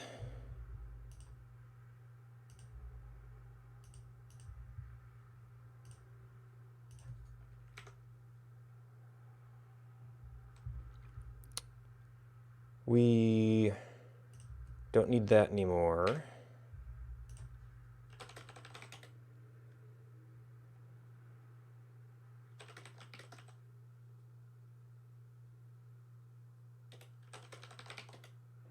Okay, got the renames.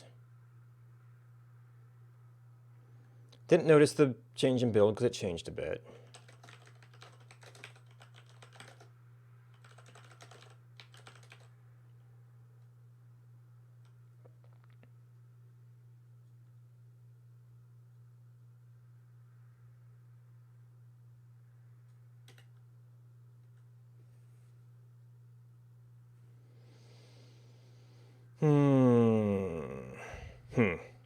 Well, I mean, guess that's not a complete solution. It didn't take quite as long as I expected, though.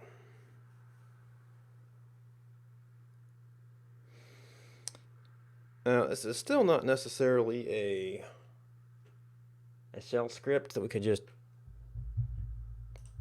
give to JSON. Now, one thing I did notice after looking last time is we are not complete without documentation.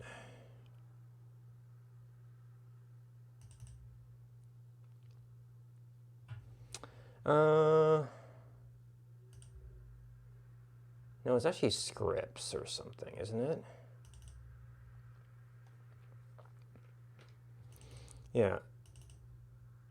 Oh, so it's sites available.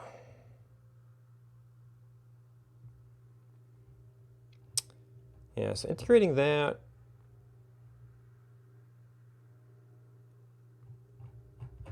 It might just be this integrated into do with other stuff that might just be a case of, well, here's the config, you know how to configure it. What is it?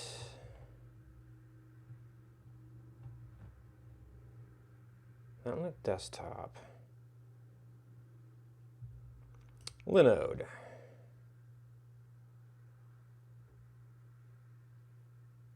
Web server root setup.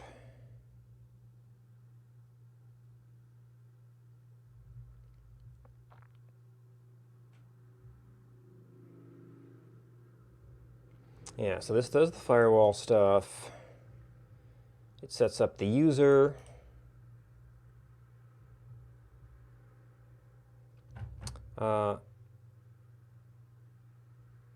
This runs as root.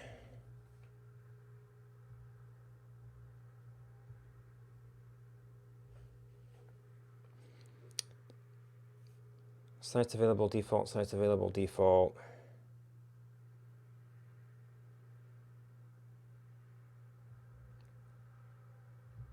Make dir checkout, git clone, one life get.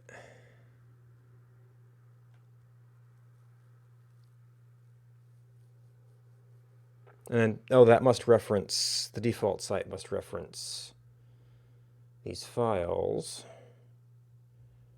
Okay, and then that sets up that may also be setting up the git stuff. The game server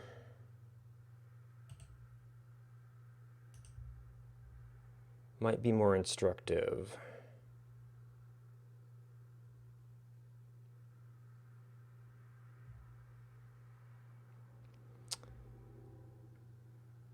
Yeah, so we've got JCR13 checkout, and then blah, blah, blah.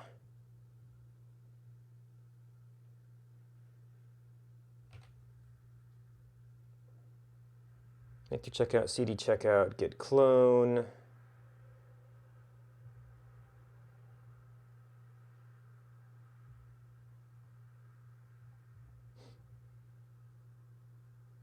Checkout remote server cron tab source.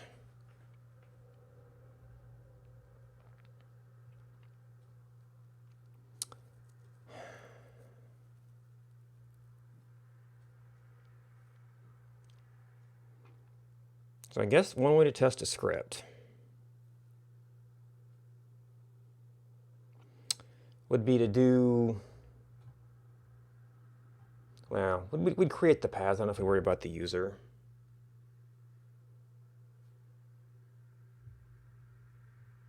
Make dir checkout, git clone.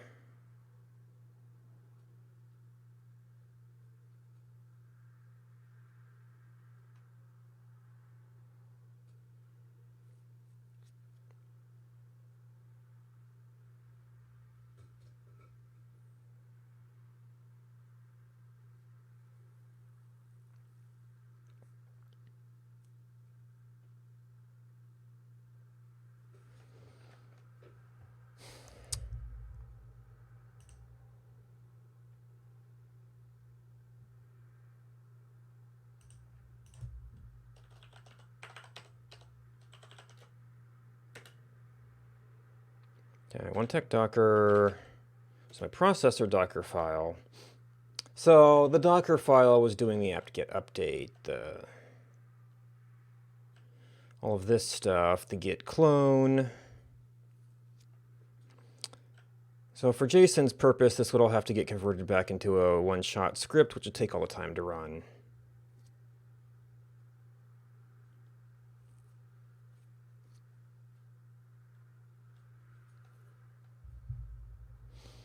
This might be a little bit more of a one-off thing.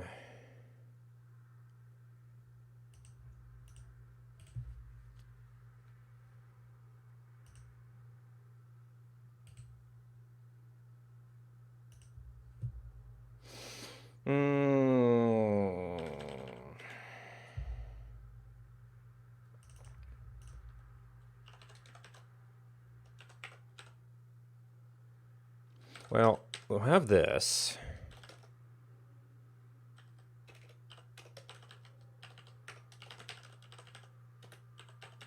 We'll have that.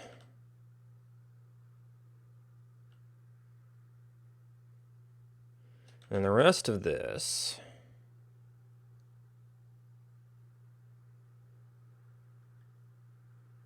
I guess we'll still have a copy command.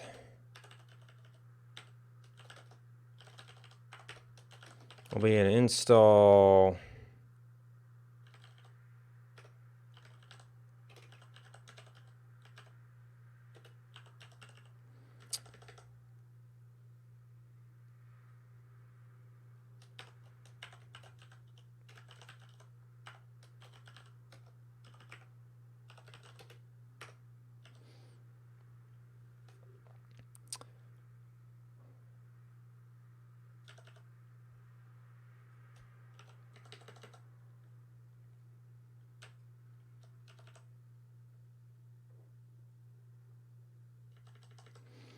All right, so this was, so Docker would handle these paths.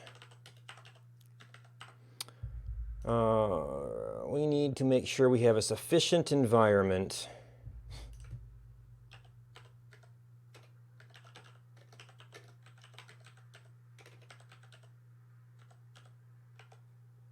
Actually, I guess this could this stuff could be put into the Docker file portion. Oh, and you know what? I don't know if the web server.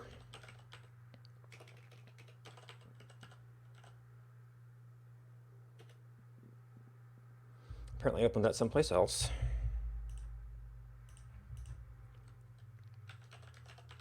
Okay, it does have a checkout.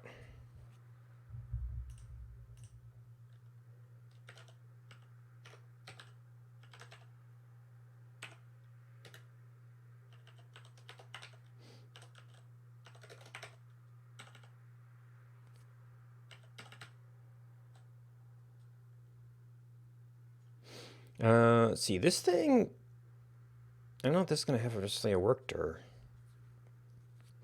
I mean, realistically, after that script runs, actually, it's going to be copy.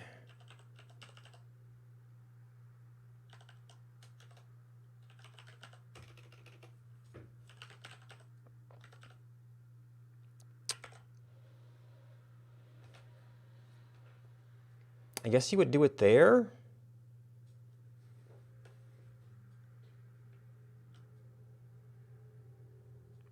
So CD. I mean, good place to put it is anything, I guess.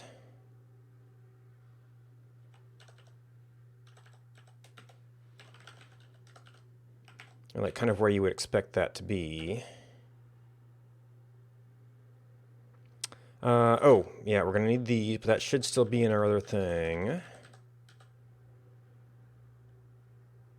So whatever we would expect is that kind of setup.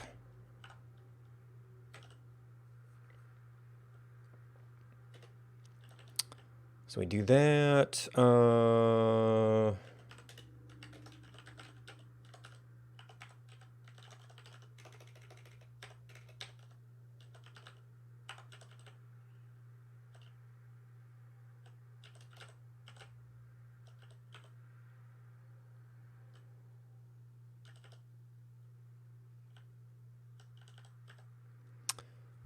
And he just does, he clones that with the expectation that it ends up right here.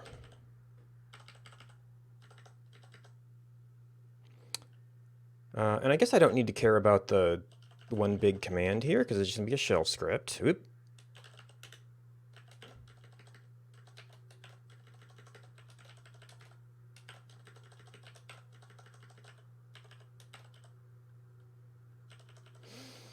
All right, now, I had an update.shell before. We probably want that as a separate thing.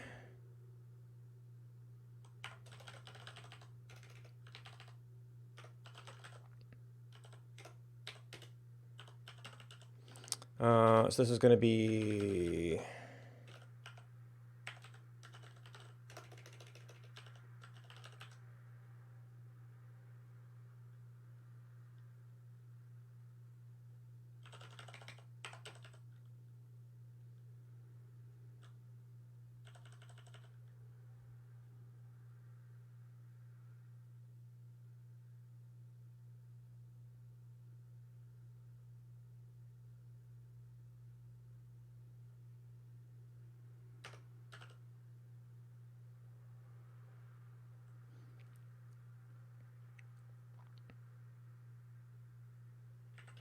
I actually don't know if the...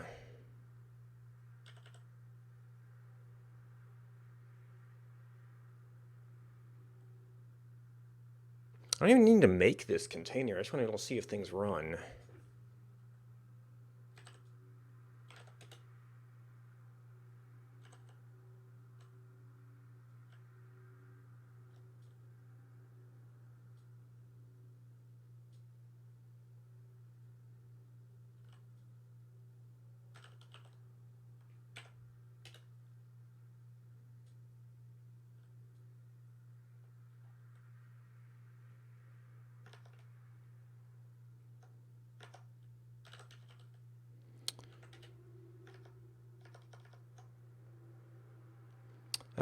No. It's just kind of a way to get a VM.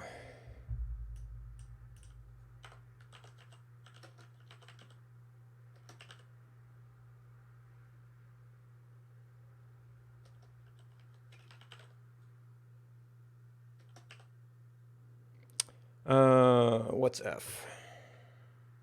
Ah, Docker file.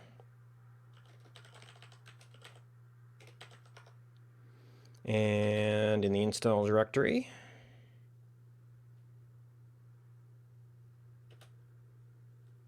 okay, that by itself is nothing.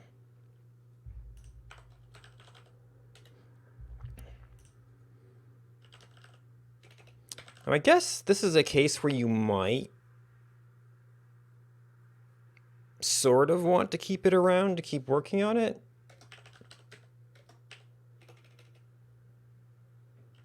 But it's done that container. I think that container is kind of stuck at that. No mount.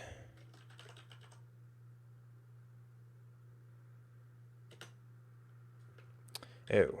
Ah, run was the command. All right, so we should be able to do... I copy the Docker file. Oop.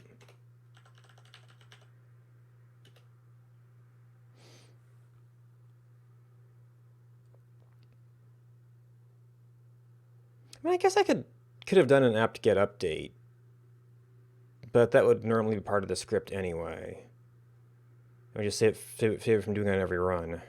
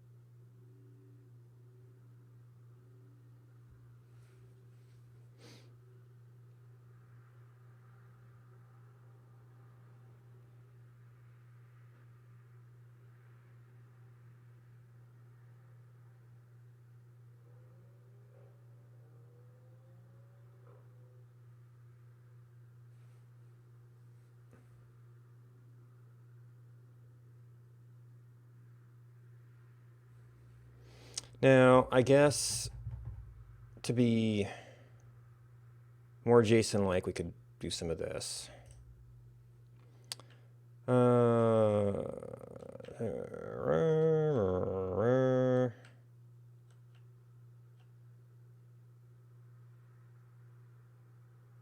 He doesn't explicitly update.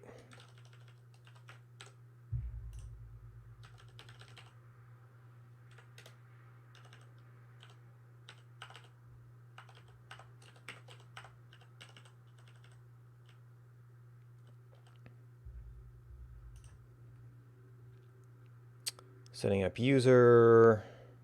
Well, I guess he didn't do that many steps here. It was mainly this stuff. Installing packages, setting up new account with password.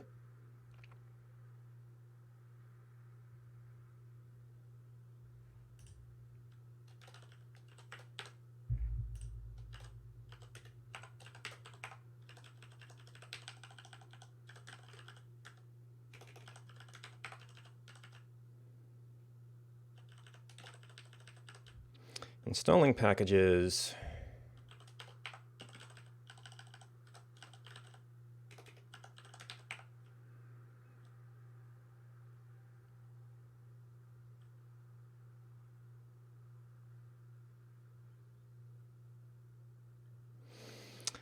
And if you wanted to be fancy, you could do an initial build, I guess.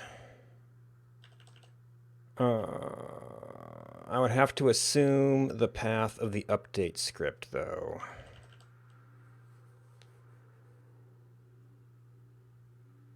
And, well, we're in process.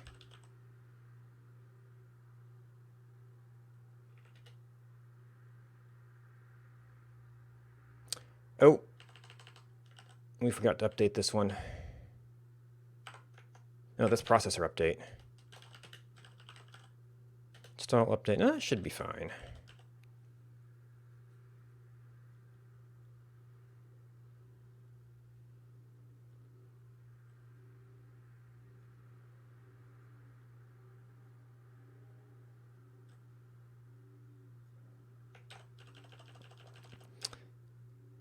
So clone.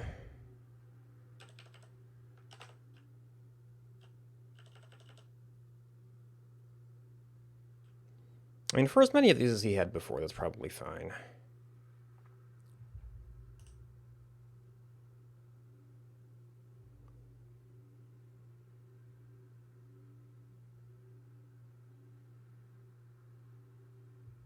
Check out packet. Wait.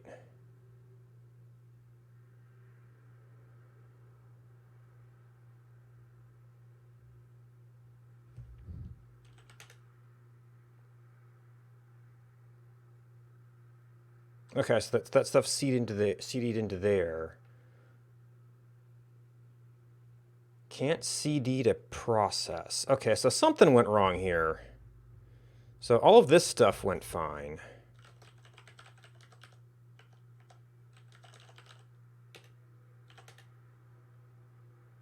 Why do we have a package lock JSON here? Because I didn't CD into one tech.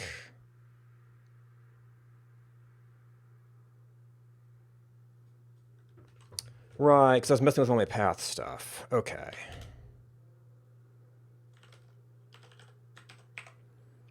So we go to checkout, we clone. Right, originally this went to a particular path, and it would have had like either explicit commands or a directory set in the Docker file.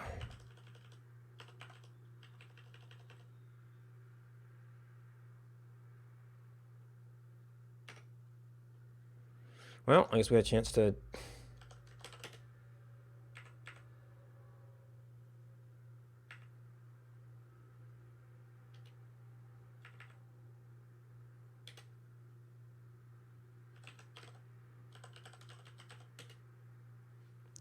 test some of that out.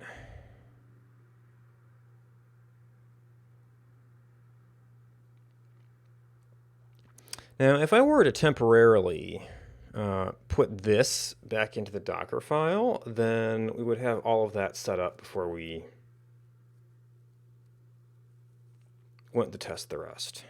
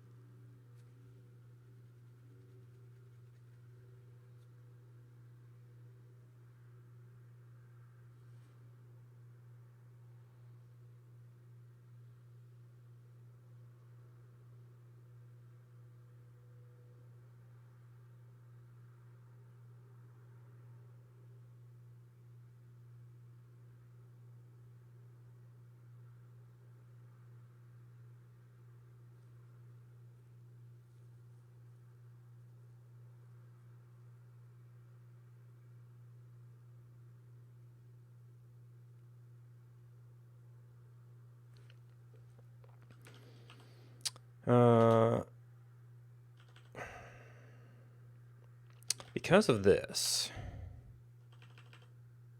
I don't necessarily want to do an initial build.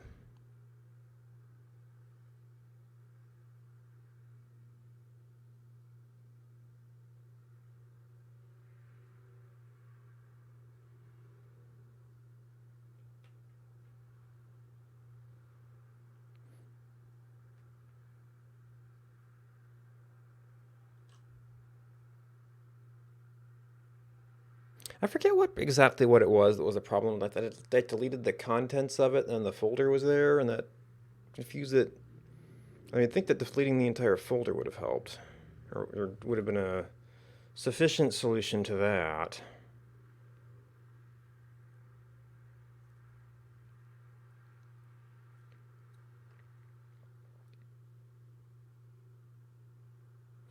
Well, I guess while that runs,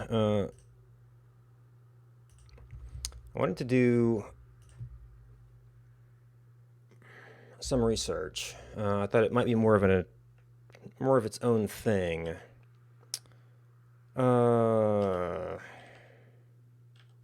Is it tasks?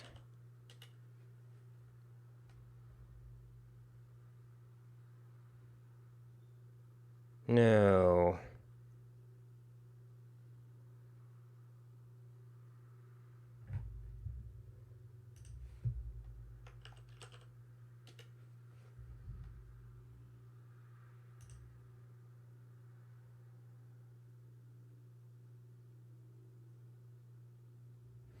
This be a project thing?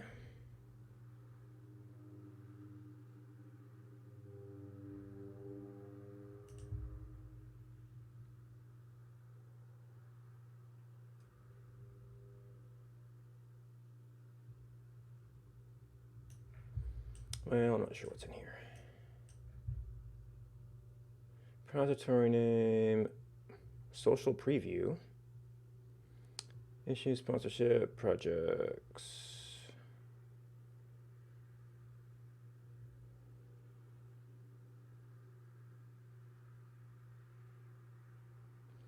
Merge button.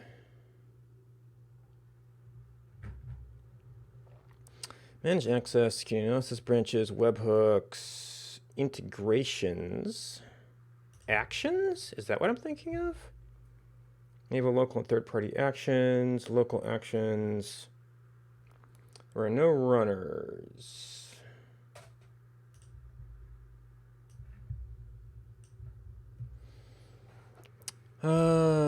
Is this GitHub Actions? Automate, execute your software workflows.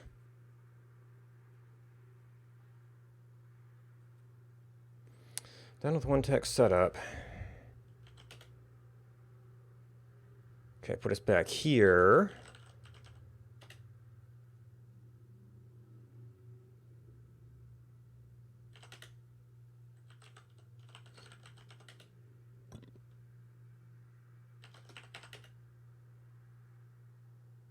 I did it from Windows. So I have to be on a true Unix file system to be able to set that up properly.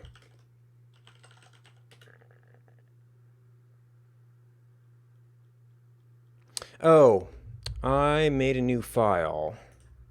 How much you want to bet?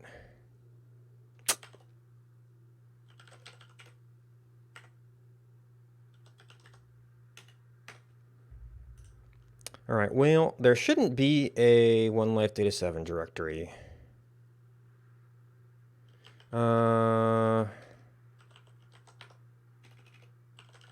Is this available?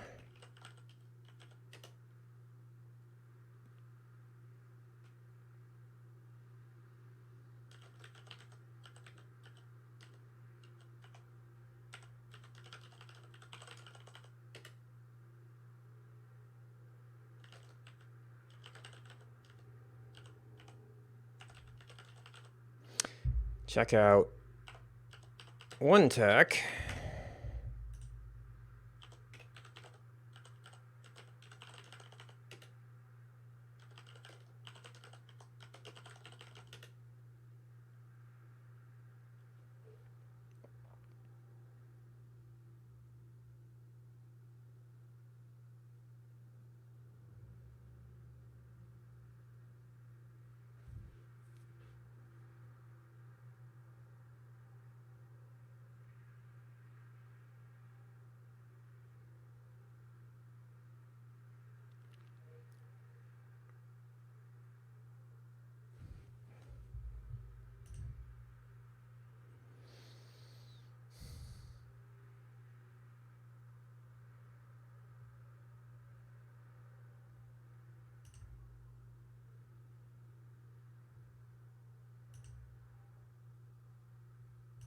I feel like I'm going around in circles. About getting started, about getting started, about getting started.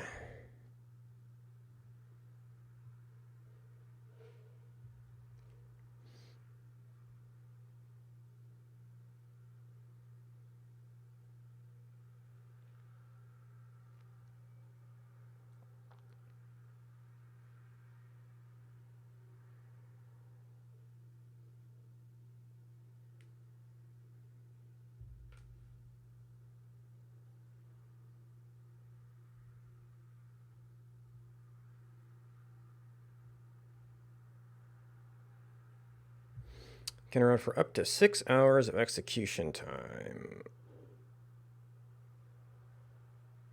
Into 70 hours. Which job and which workflow? Maximum 24 hours. None of these seems like big problems. So this must be for GitHub API requests.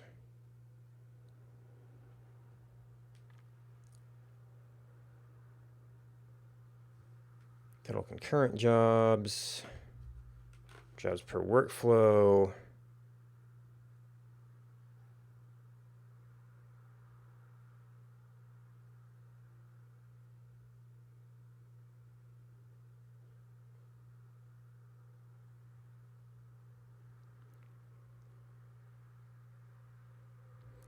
There's not really a next. There we go.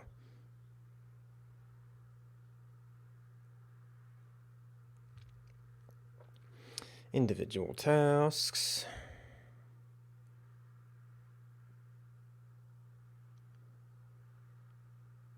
Artifacts.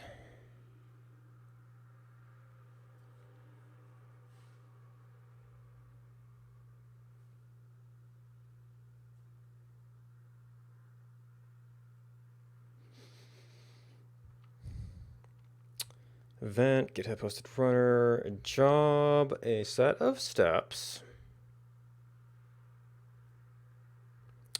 Runner is a machine.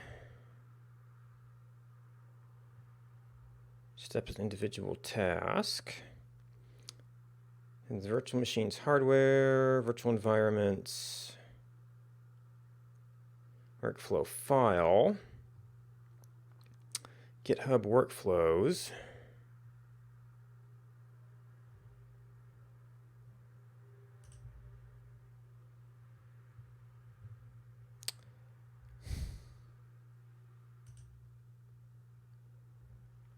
Oh, these are more documents.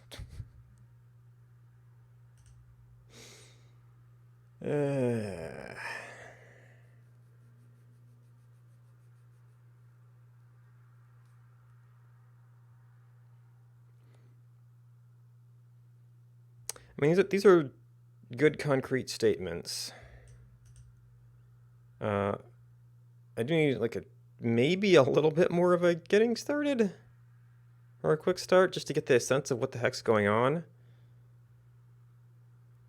Okay, so it's a YAML file.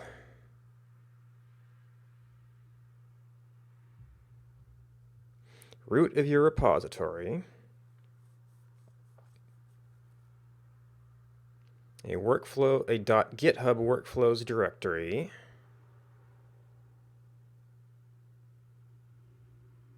Okay, example. Okay, so these are all going to be triggered on... So I might still have to do... Yeah, so this is back to the thing where it's only on... I still have to like manually push to the repository to trigger it.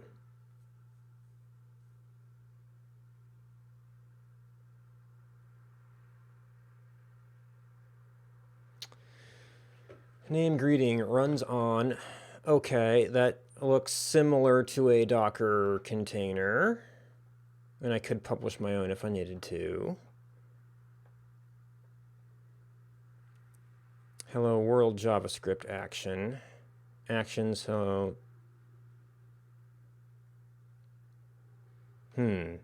So is that a GitHub Actions? So that would be a GitHub repository reference?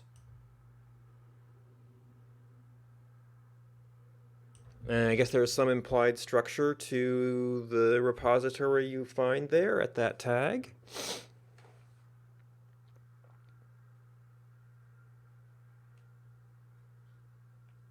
And that's just a straight up run.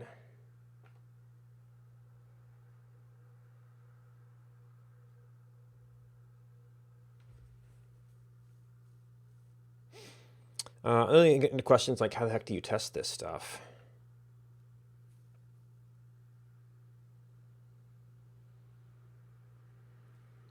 Oh, to schedule a workflow. I mean, that might be excessive, but if you had it check for something first.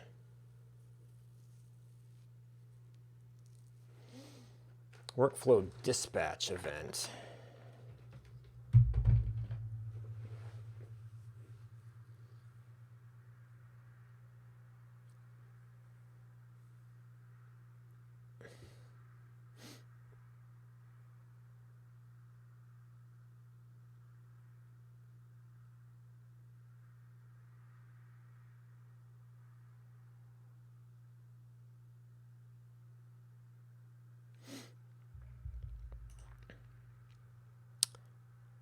All right, so that seems to be okay.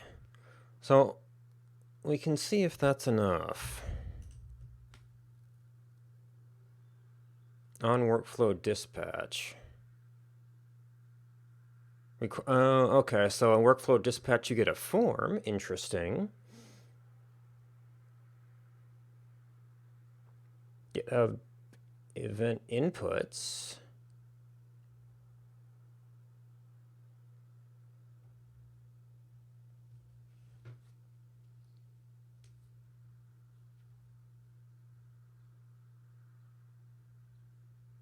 External events.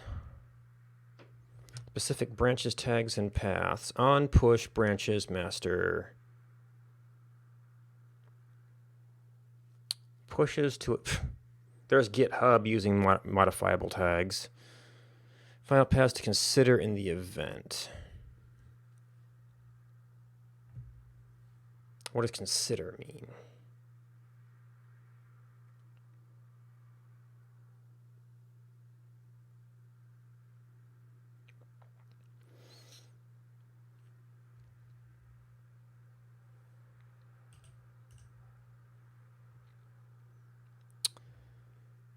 Build matrix, multiple operating systems. Okay.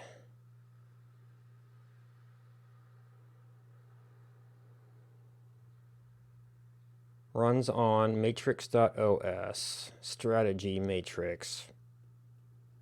Now, does that mean that action runs on there as in a test suite?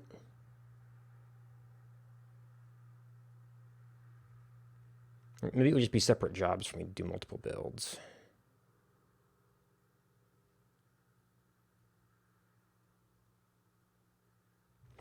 Using your workflow, the checkout action must include before the action when your workflow requires a copy of repository's code. So at least one is defined in the same repository. Referencing, actions in your workflow.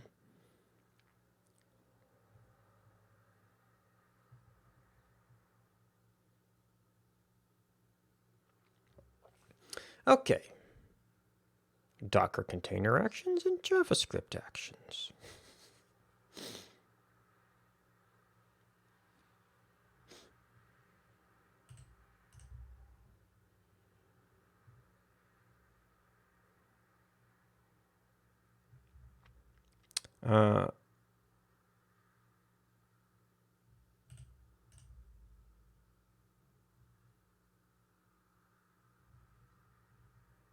Yeah, so this is what I was concerned about, this being a very, very deep topic.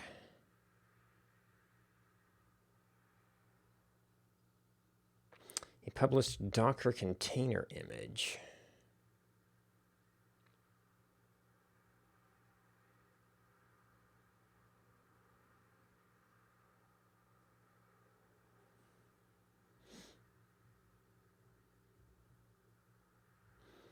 From a public repository.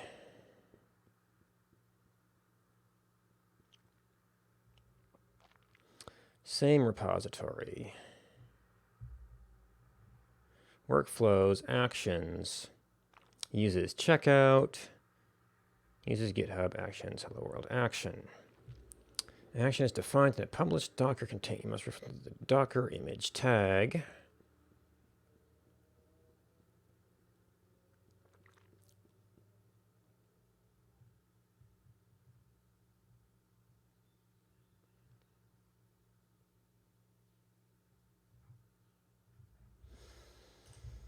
Virtual environments. A virtual machine hosted by GitHub.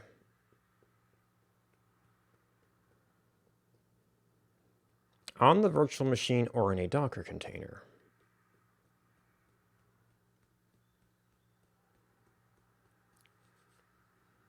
All steps in the job. Linux and Windows runners.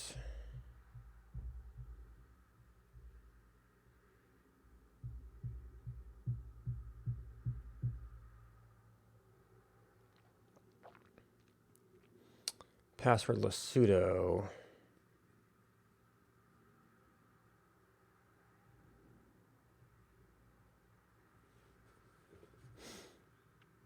Okay, so LTS Ubuntu's.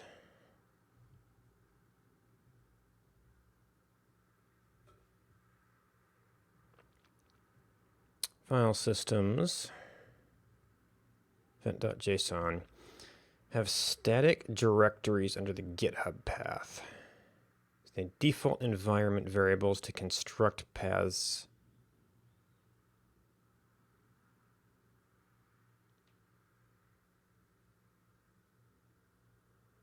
The default environment variables.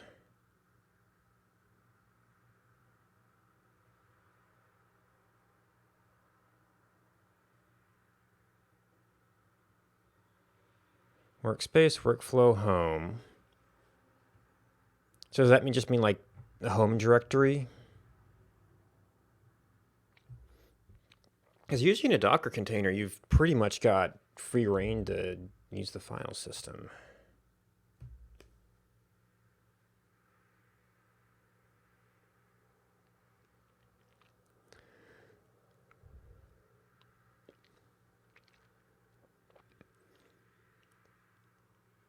Package the environment with the GitHub Actions code.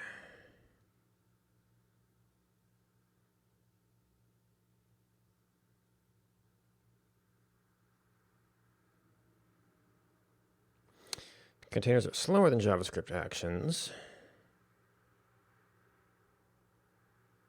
Right, so you have to pick a Linux runner, even though the Docker can do whatever.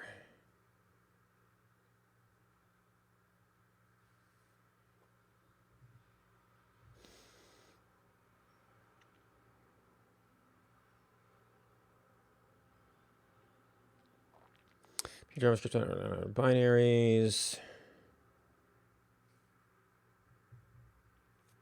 The people recommend keeping the action in its own repository, their application code.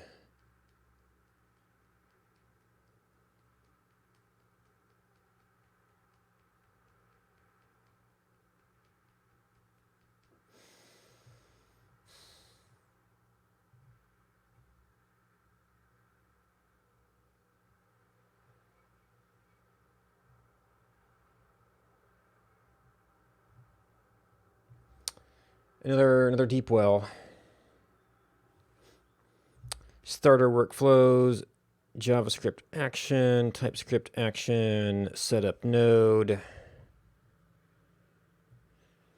GitHub Actions virtual environments.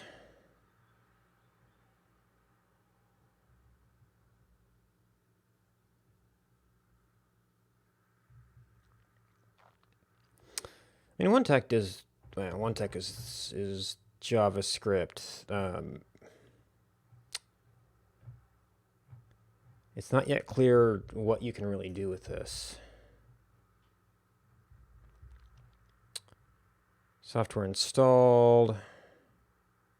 Okay, so we jumped down here somewhere. Configuring a workflow, managing workflow run, sharing workflow templates, variables and secrets.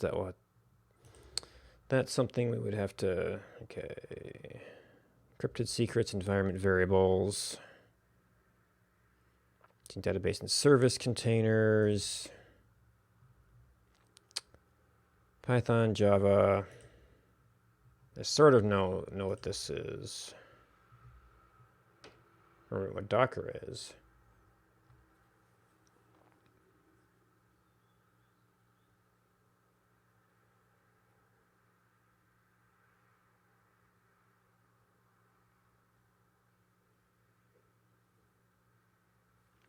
Oh, wait, is this publishing Docker? Oh, publishing Docker images. So there's GitHub Actions for Docker, which has only publishing Docker images.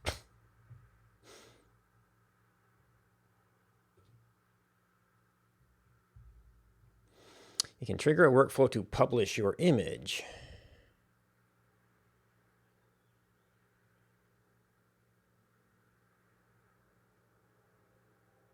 Push the built image to Docker Hub.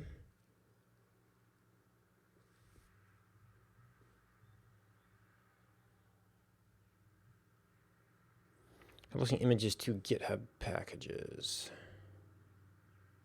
This is publishing Docker, not using Docker? No, you also have to define actions.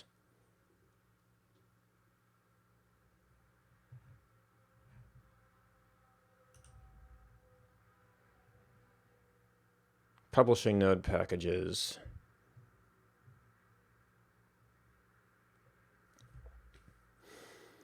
Uses node, action setup node, npm install, npm run build, npm test.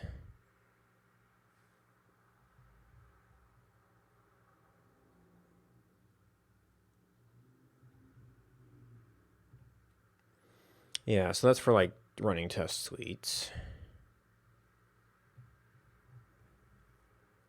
Publishing packages, migrating from their platform. Needs integration, creating actions. Getting a Docker container action. Use a packaged action.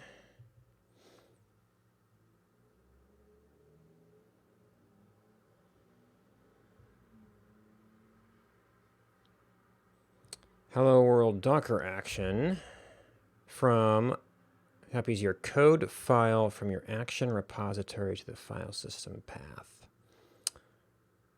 Okay, so it's a container that runs a script.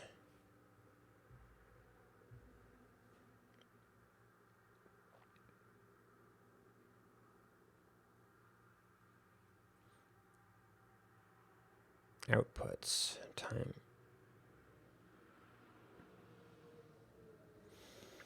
Runs using Docker image Docker file.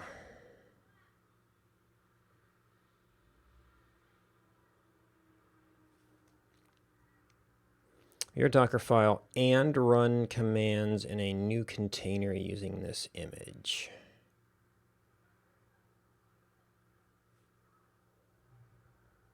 You point out show.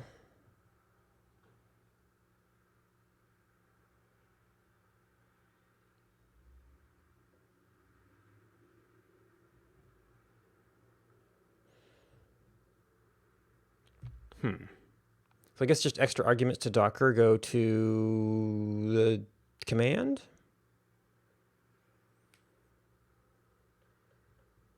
Oh, that's just time equals.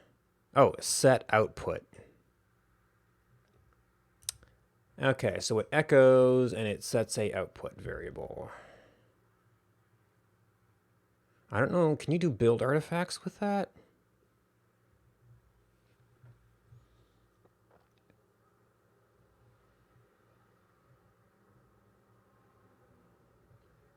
Well, I mean, I guess I've got it set up so that it builds and then it runs, and then running uploads it.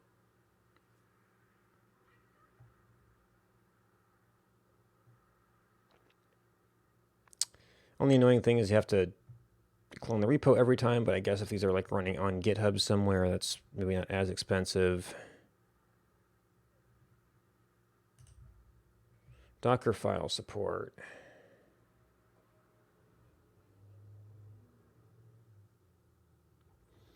Must be run by default Docker user root. Do not use user instruction.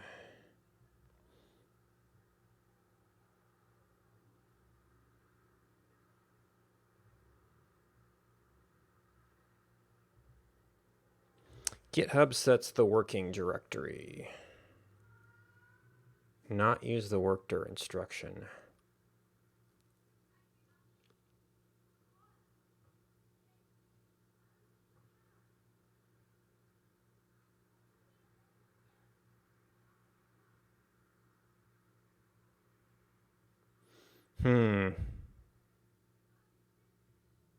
Override the endpoint defined Docker file.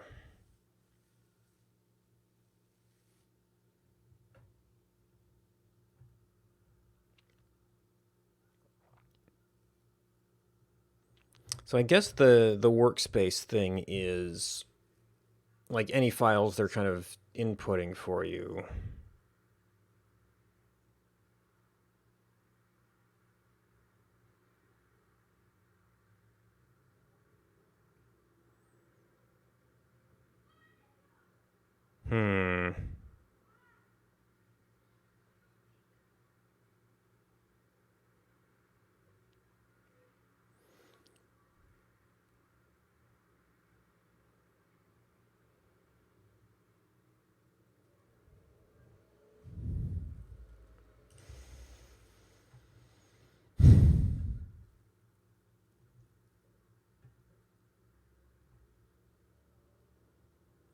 Of course, it's GitHub.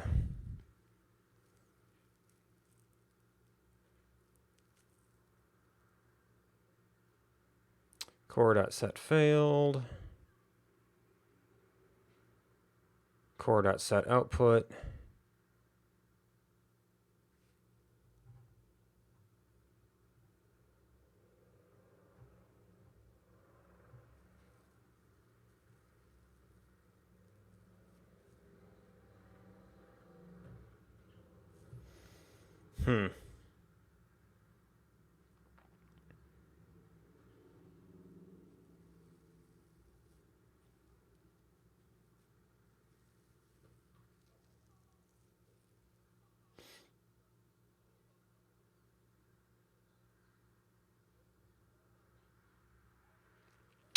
Yeah, that's gonna be another deep dive sometime.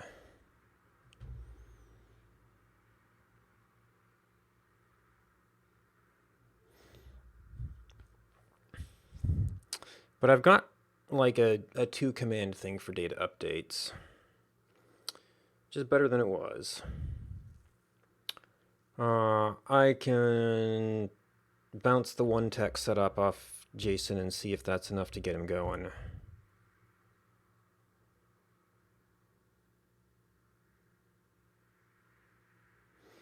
Well, maybe he'd want to change it to his own fork of one tech just to make sure he has a copy, but that should get him past all the node install stuff and canvas things.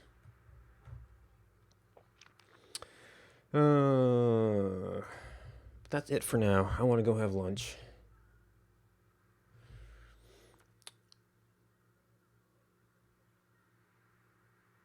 Barring anything crazy going on, today should be checking out astronaut automation stuff.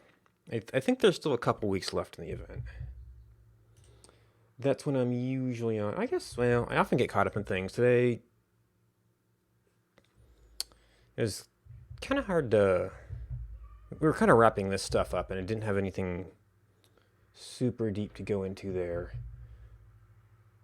But bye-bye for now.